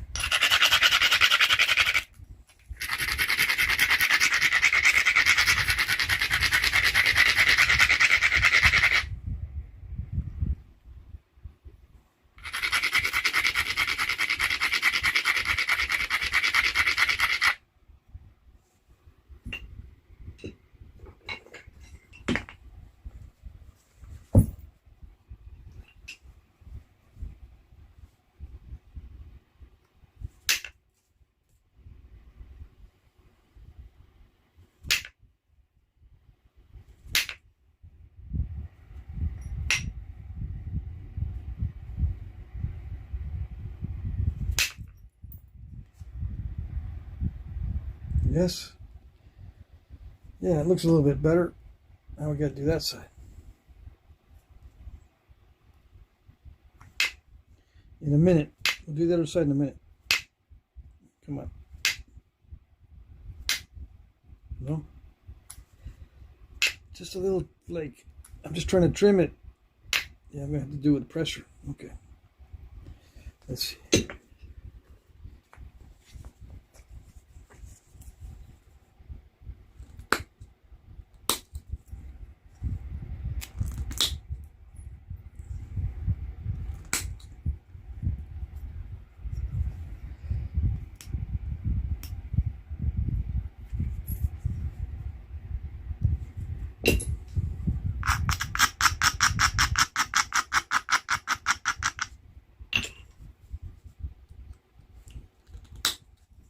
Yeah, like that. Okay. I'm gonna try to get rid of some of that stuff. I think that's the best I can do on this side.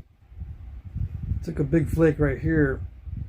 I just want to take a big flake right there.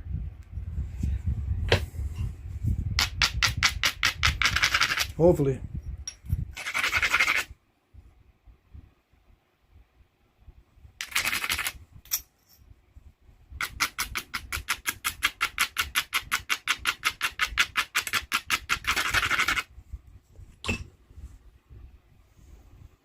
Try a smaller flake first.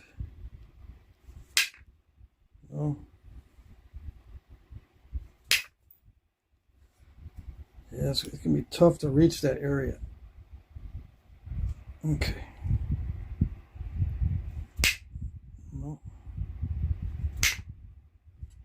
Come on.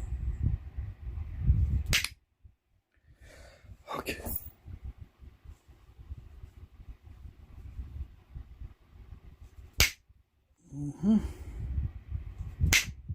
It's not gonna do it.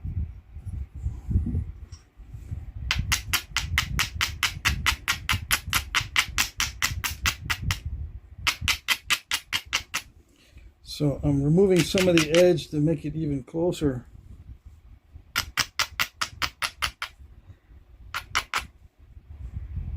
And lower. Maybe that'll do it. I don't know. Nope. Nope. Yeah. It's not going to do it.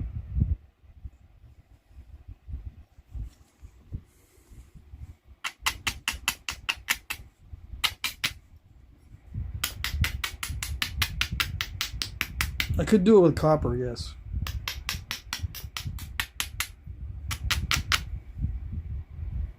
Why doesn't Antler do it?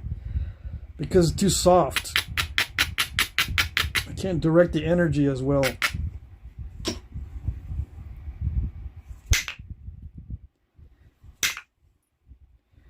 Yeah.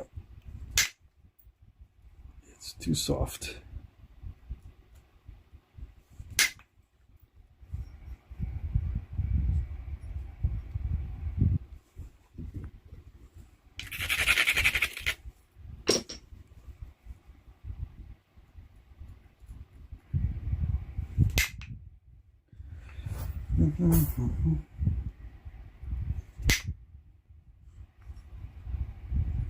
Yeah, if I hit harder than that, I'm going to break it. Okay, so we're going to cheat and use the metals.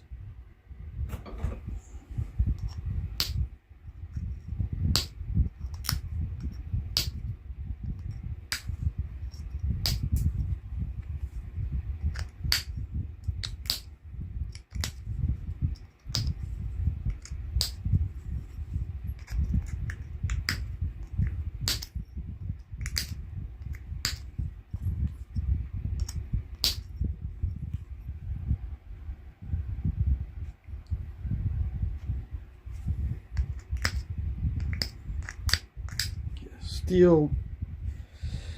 Yep, that works.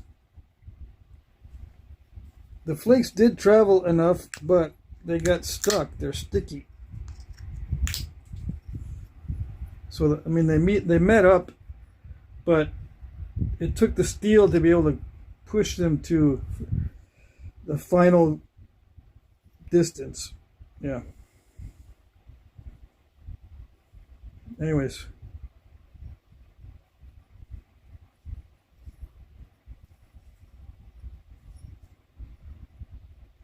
And I messed up that side trying to get more of that done, but it's all right. Yeah. Are there Bentons this size? Yep, there are Bentons this size.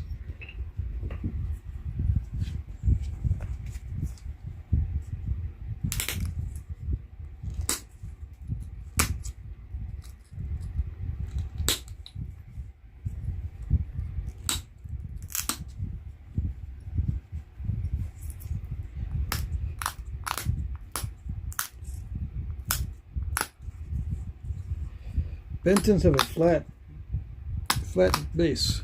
Okay, let's make this flat.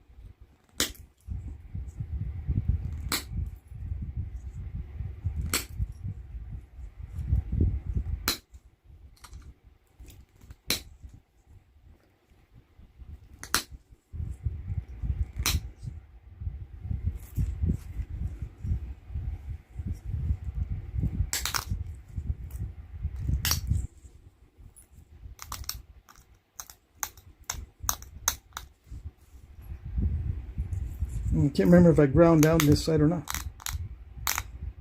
Probably did not. That's why it looks a little bit more erratic. Okay.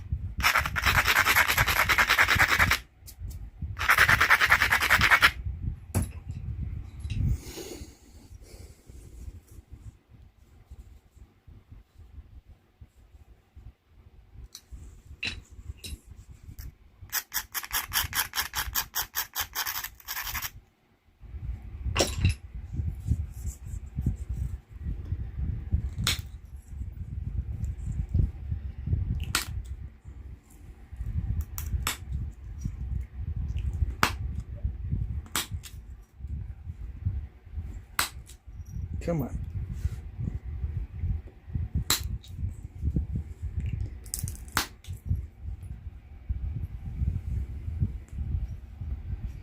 Oh well.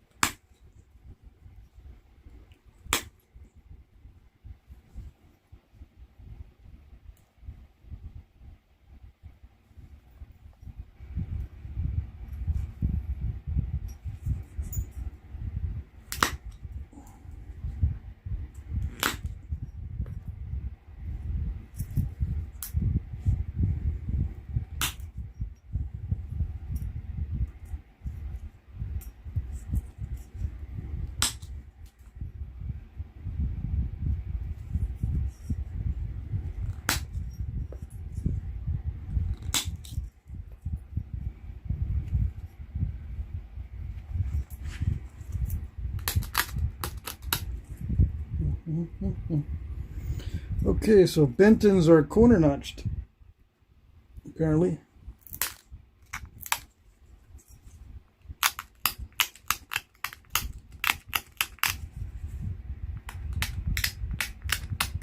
I can probably take some flakes in to pre-thin it. Yeah. Shoot some flakes in there to pre-thin that.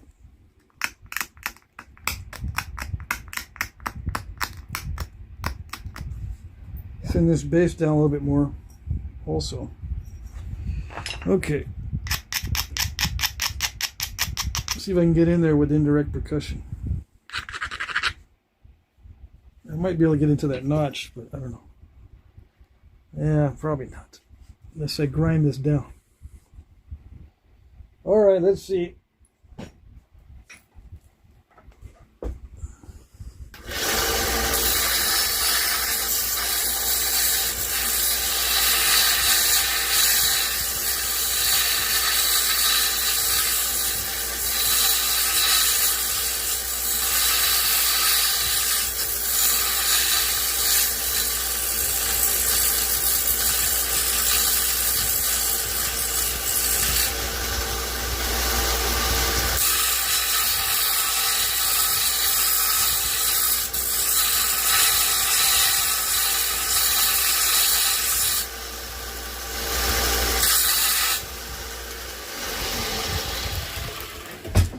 Take a chance with a more narrow tip, see if that works. We're only going to do a few flakes, so it might not break the antler. Okay, only a few flakes. As long as I can get in there, I think we'll be all right. Yeah. Come on, focus. Yeah, as long as we get in there, let's see.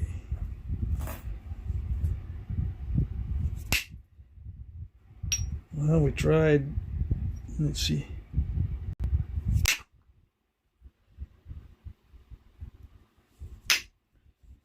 No, it's not doing it. I don't want to hit harder than that. Might be able to thin it down from the base.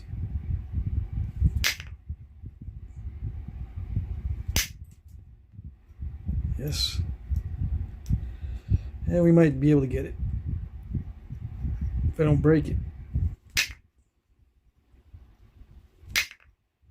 Come on.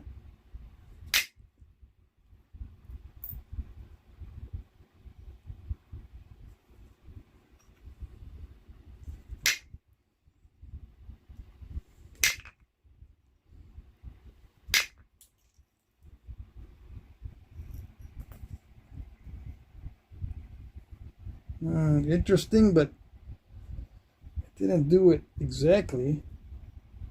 Nice try, though.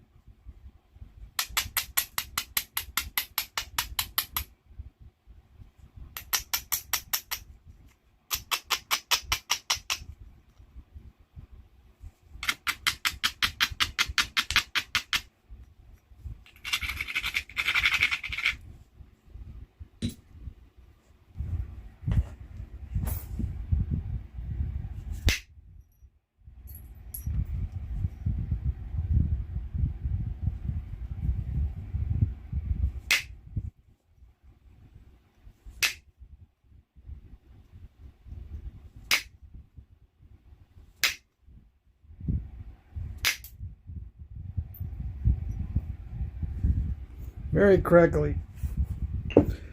Okay, so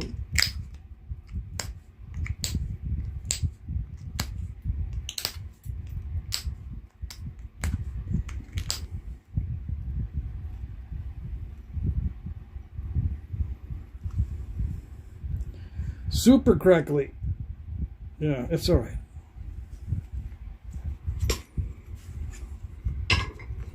Why is it all right? Because I'm going to cheat and use some copper. Get those cracklies out of there.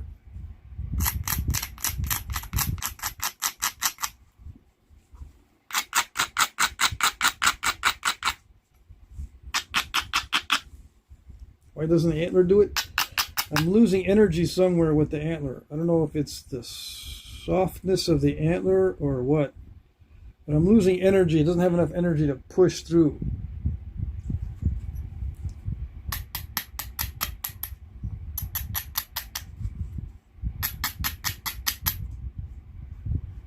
I almost don't have enough room to fix that.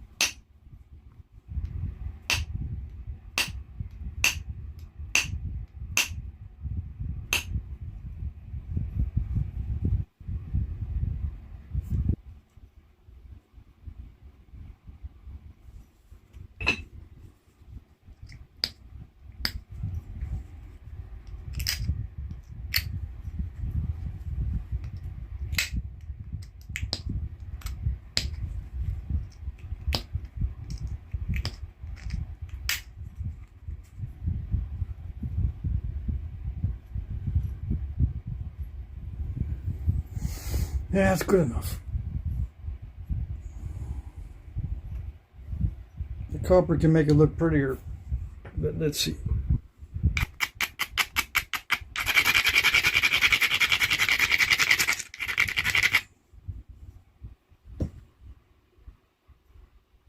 Yes? Yeah.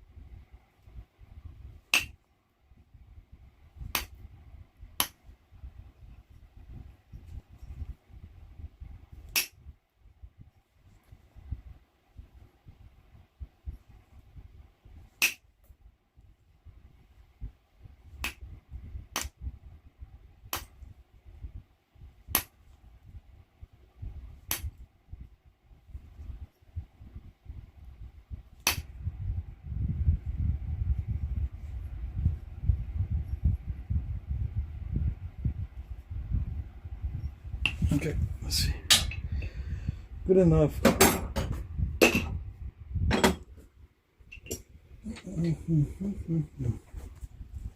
Notch time. Let's see.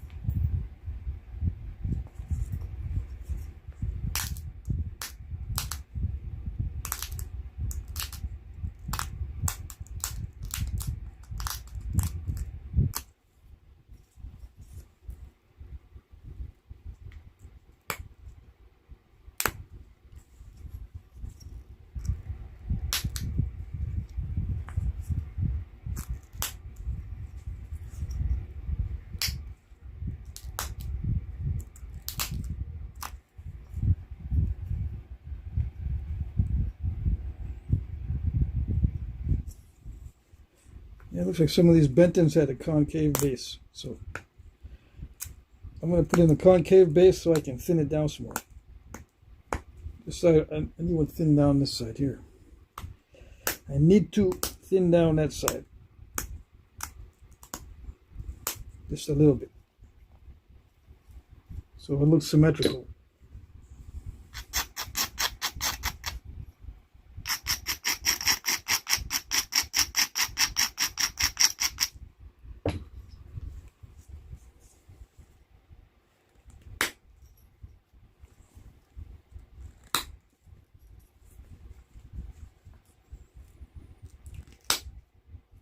Yeah, like that.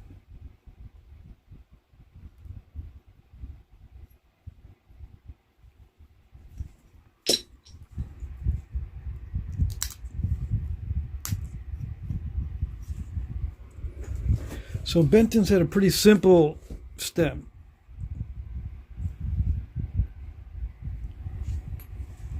These are half size. Let's see. These are full size. So, yeah, so I'm right at that same width, pretty much. Okay. Same width as the stems in the book. The notches are not very deep. I can extend the base a little bit. The base is a little bit too short. Constrict the sides a little bit.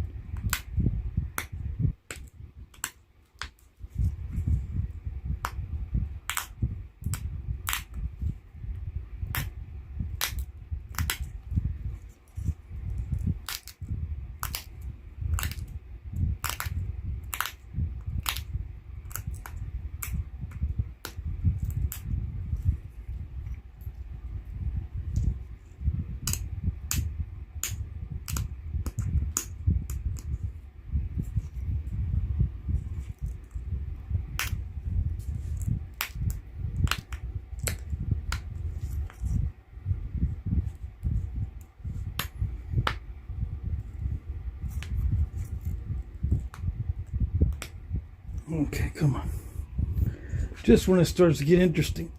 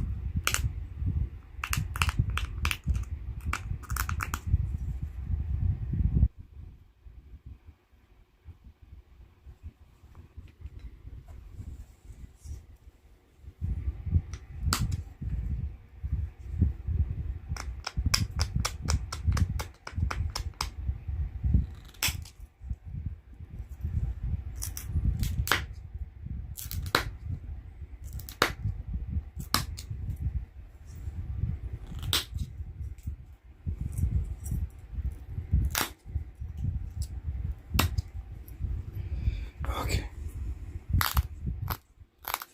It's crunching, so it's not getting all that sharp.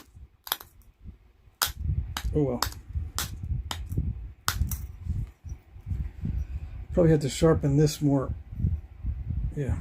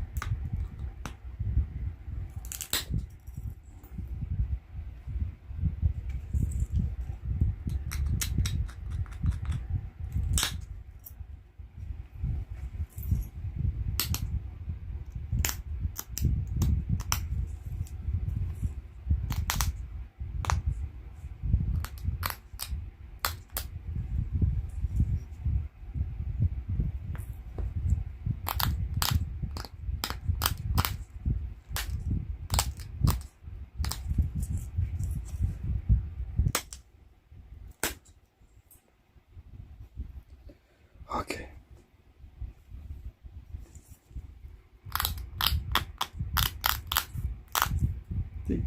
These are not that symmetrical, but oh well. I'm going to try it for the symmetry anyway.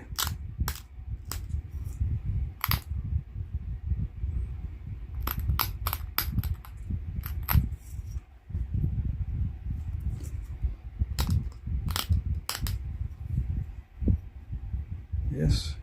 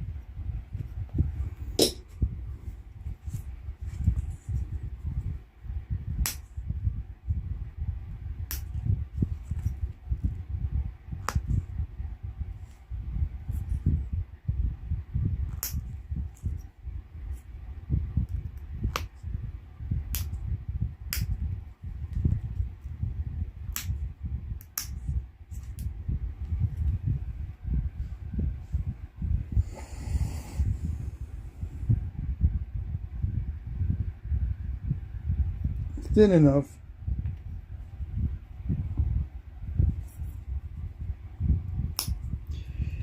Yeah, the sides on these are not serrated.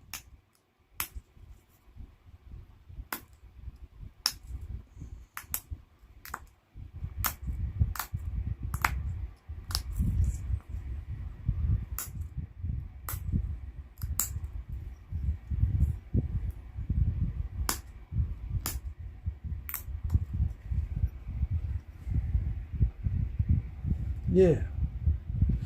Okay.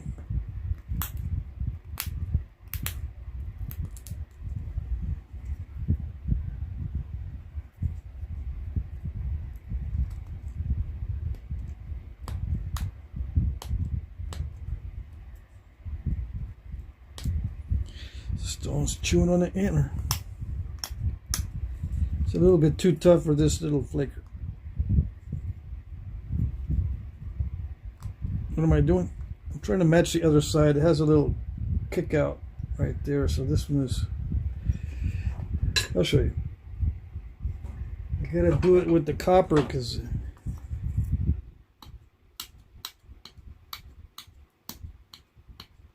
it's stalled right there.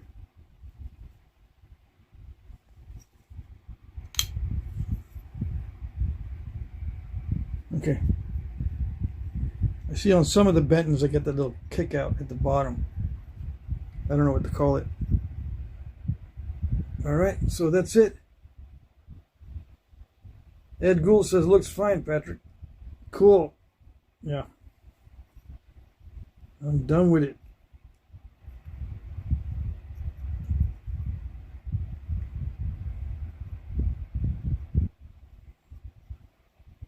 I used the copper to clean up that a little bit.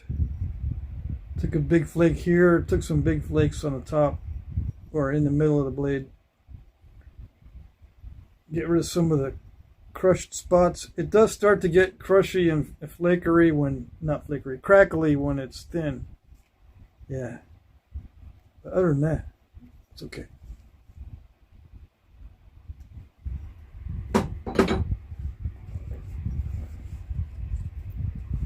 Beauty.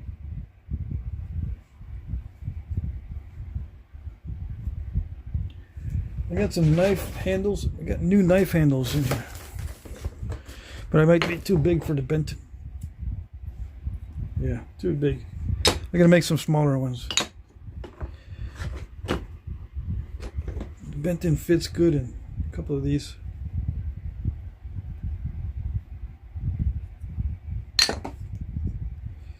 Looks like that little dart point or a knife. It could be either one.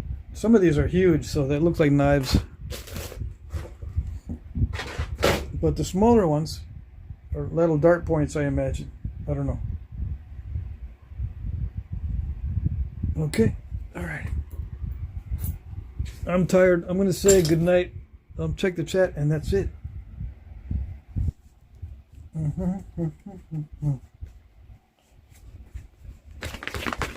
I did it wrong. Looks horrible. Yeah, I know. Let's see. Okay, good night. People are already saying good night. Yep. We'll see you tomorrow. Yeah, I can see if there's any questions or if I missed any super chats or anything else. Ed Gould says they would heat basketball-sized boulders glowing red and carry it with a fork to the lodge. Oh, to heat the lodge? Yeah, I guess so. Oh, yeah. Okay, I knew a couple of Indians here that had a sweat lodge dug into a cornfield close by, and we went there one night when a friend was killed in a car crash. They would heat basketball-sized boulders glowing red and carry it with a fork to the lodge. Yeah, I've seen them do that in Mexico as well. Heat stones and bring them into the house. Finally got a turkey roaster. Awesome. You can do some heat treats. Who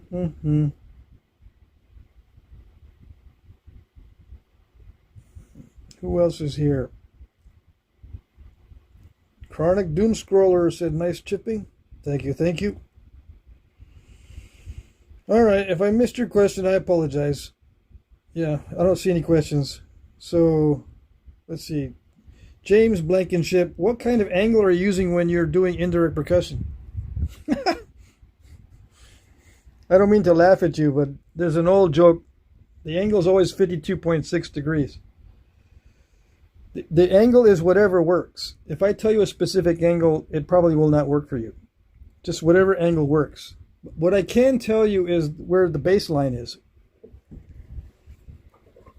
When I do indirect percussion, the bass line is, see that plane right there? When the flaker is in line with that plane, that's your bass line. You can go as high as you want this way for downward force, but if you go into the negative, this is very limited. Very limited. I would say 5 to 10 degrees at the most. So sometimes I'm down like that in that 5 to 10 degree range, but it gets stuck. It can't go much further without messing it up, without scooping it too much. 5 to 10 degrees below that level. The bass line is straight. In line, perfectly in line. If you drop it down, don't go further than 5 or 10 degrees. You can go as high as you want here and hit. But the force this way, if it's too much inward force, you're going to step fracture it like this. Now with big thick material, it's a little bit different.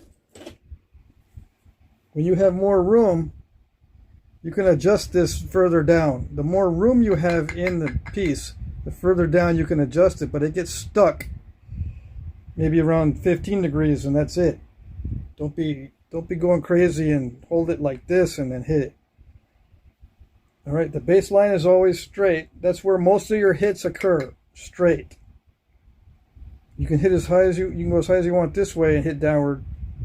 But this doesn't go very far. This is a negative. I call this the negative area. It doesn't go very far into the negative. Okay, so you can start at the bass line where everything's in line straight. The center, or the center line of the piece and the center line of the punch. Place it up on the edge and strike downward and see if that works. If it's too much inward force, if you scoop it out, then raise it a little bit. It's all experimentation with your particular type of stone. I can't tell you that with this stone, the negative angle is 3.6 degrees. No, it varies depending on the stone. And I can't tell you what the maximum height on this side is either. It depends on the stone.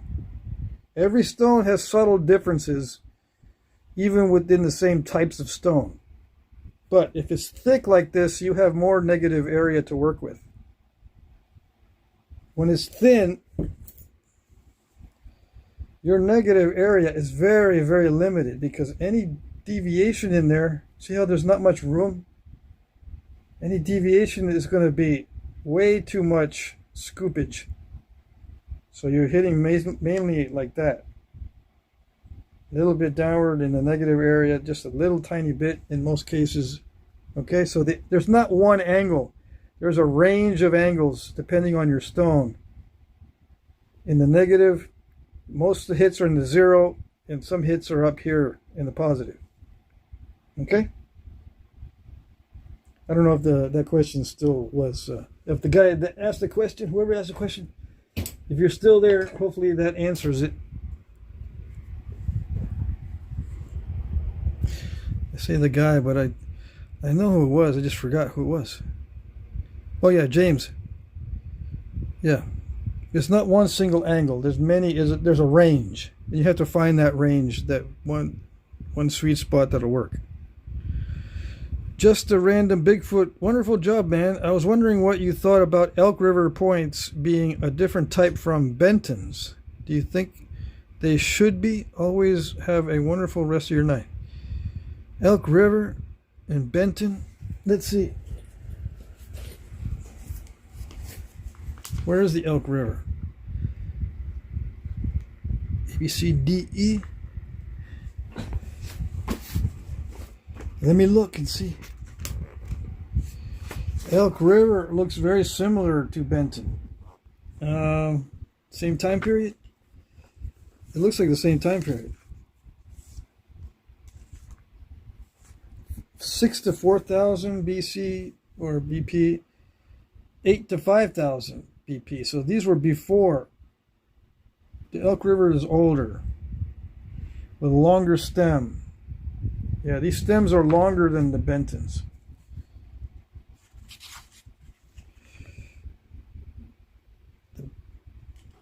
Let's see here. They're very similar. Here where in the book it says also see Benton and Buzzard Roost Creek, so they may be related points.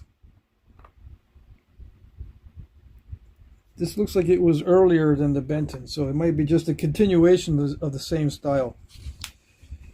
Looks to me they're just a continuation of the same style. They just reduced the size of the stem. They made the stem shorter.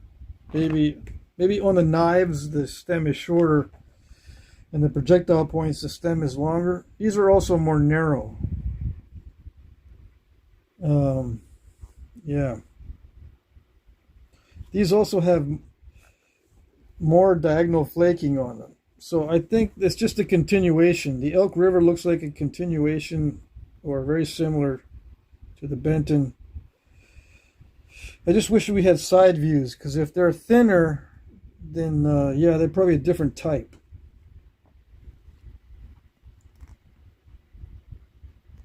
In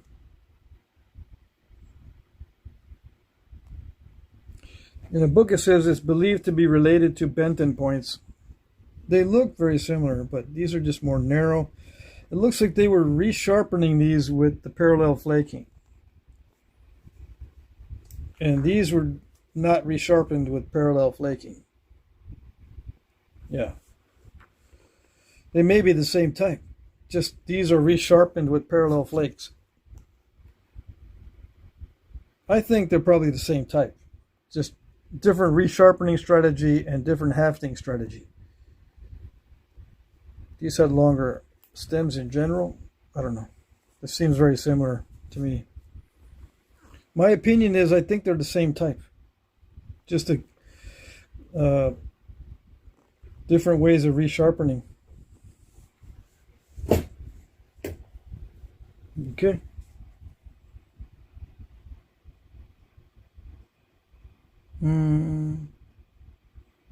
James says, thank you. I had actually messaged you, but I thought I would go ahead and comment because I remembered you were live. Okay, cool. Just a random Bigfoot wonderful job. I was wondering what you thought about Elk River. Okay. I don't think they should be a different type. They look like they're from the same area and the same, relatively same time period. Okay. Yep. All right, everybody. I'm going to say goodnight. I got to go to sleep.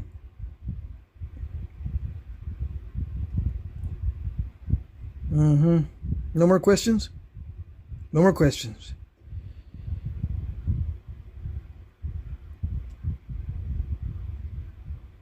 Right. Okay. All right. Take care, everybody. I have a live stream every night. My auction is tomorrow if you want to see some of these. These will all be in the auction. This will be for sale. This is for sale. This one's for sale. I got other ones that I made this week, and plus I've got stuff that I haven't shown yet that it will be in the auction. Okay. See you tomorrow. Take care. Bye-bye.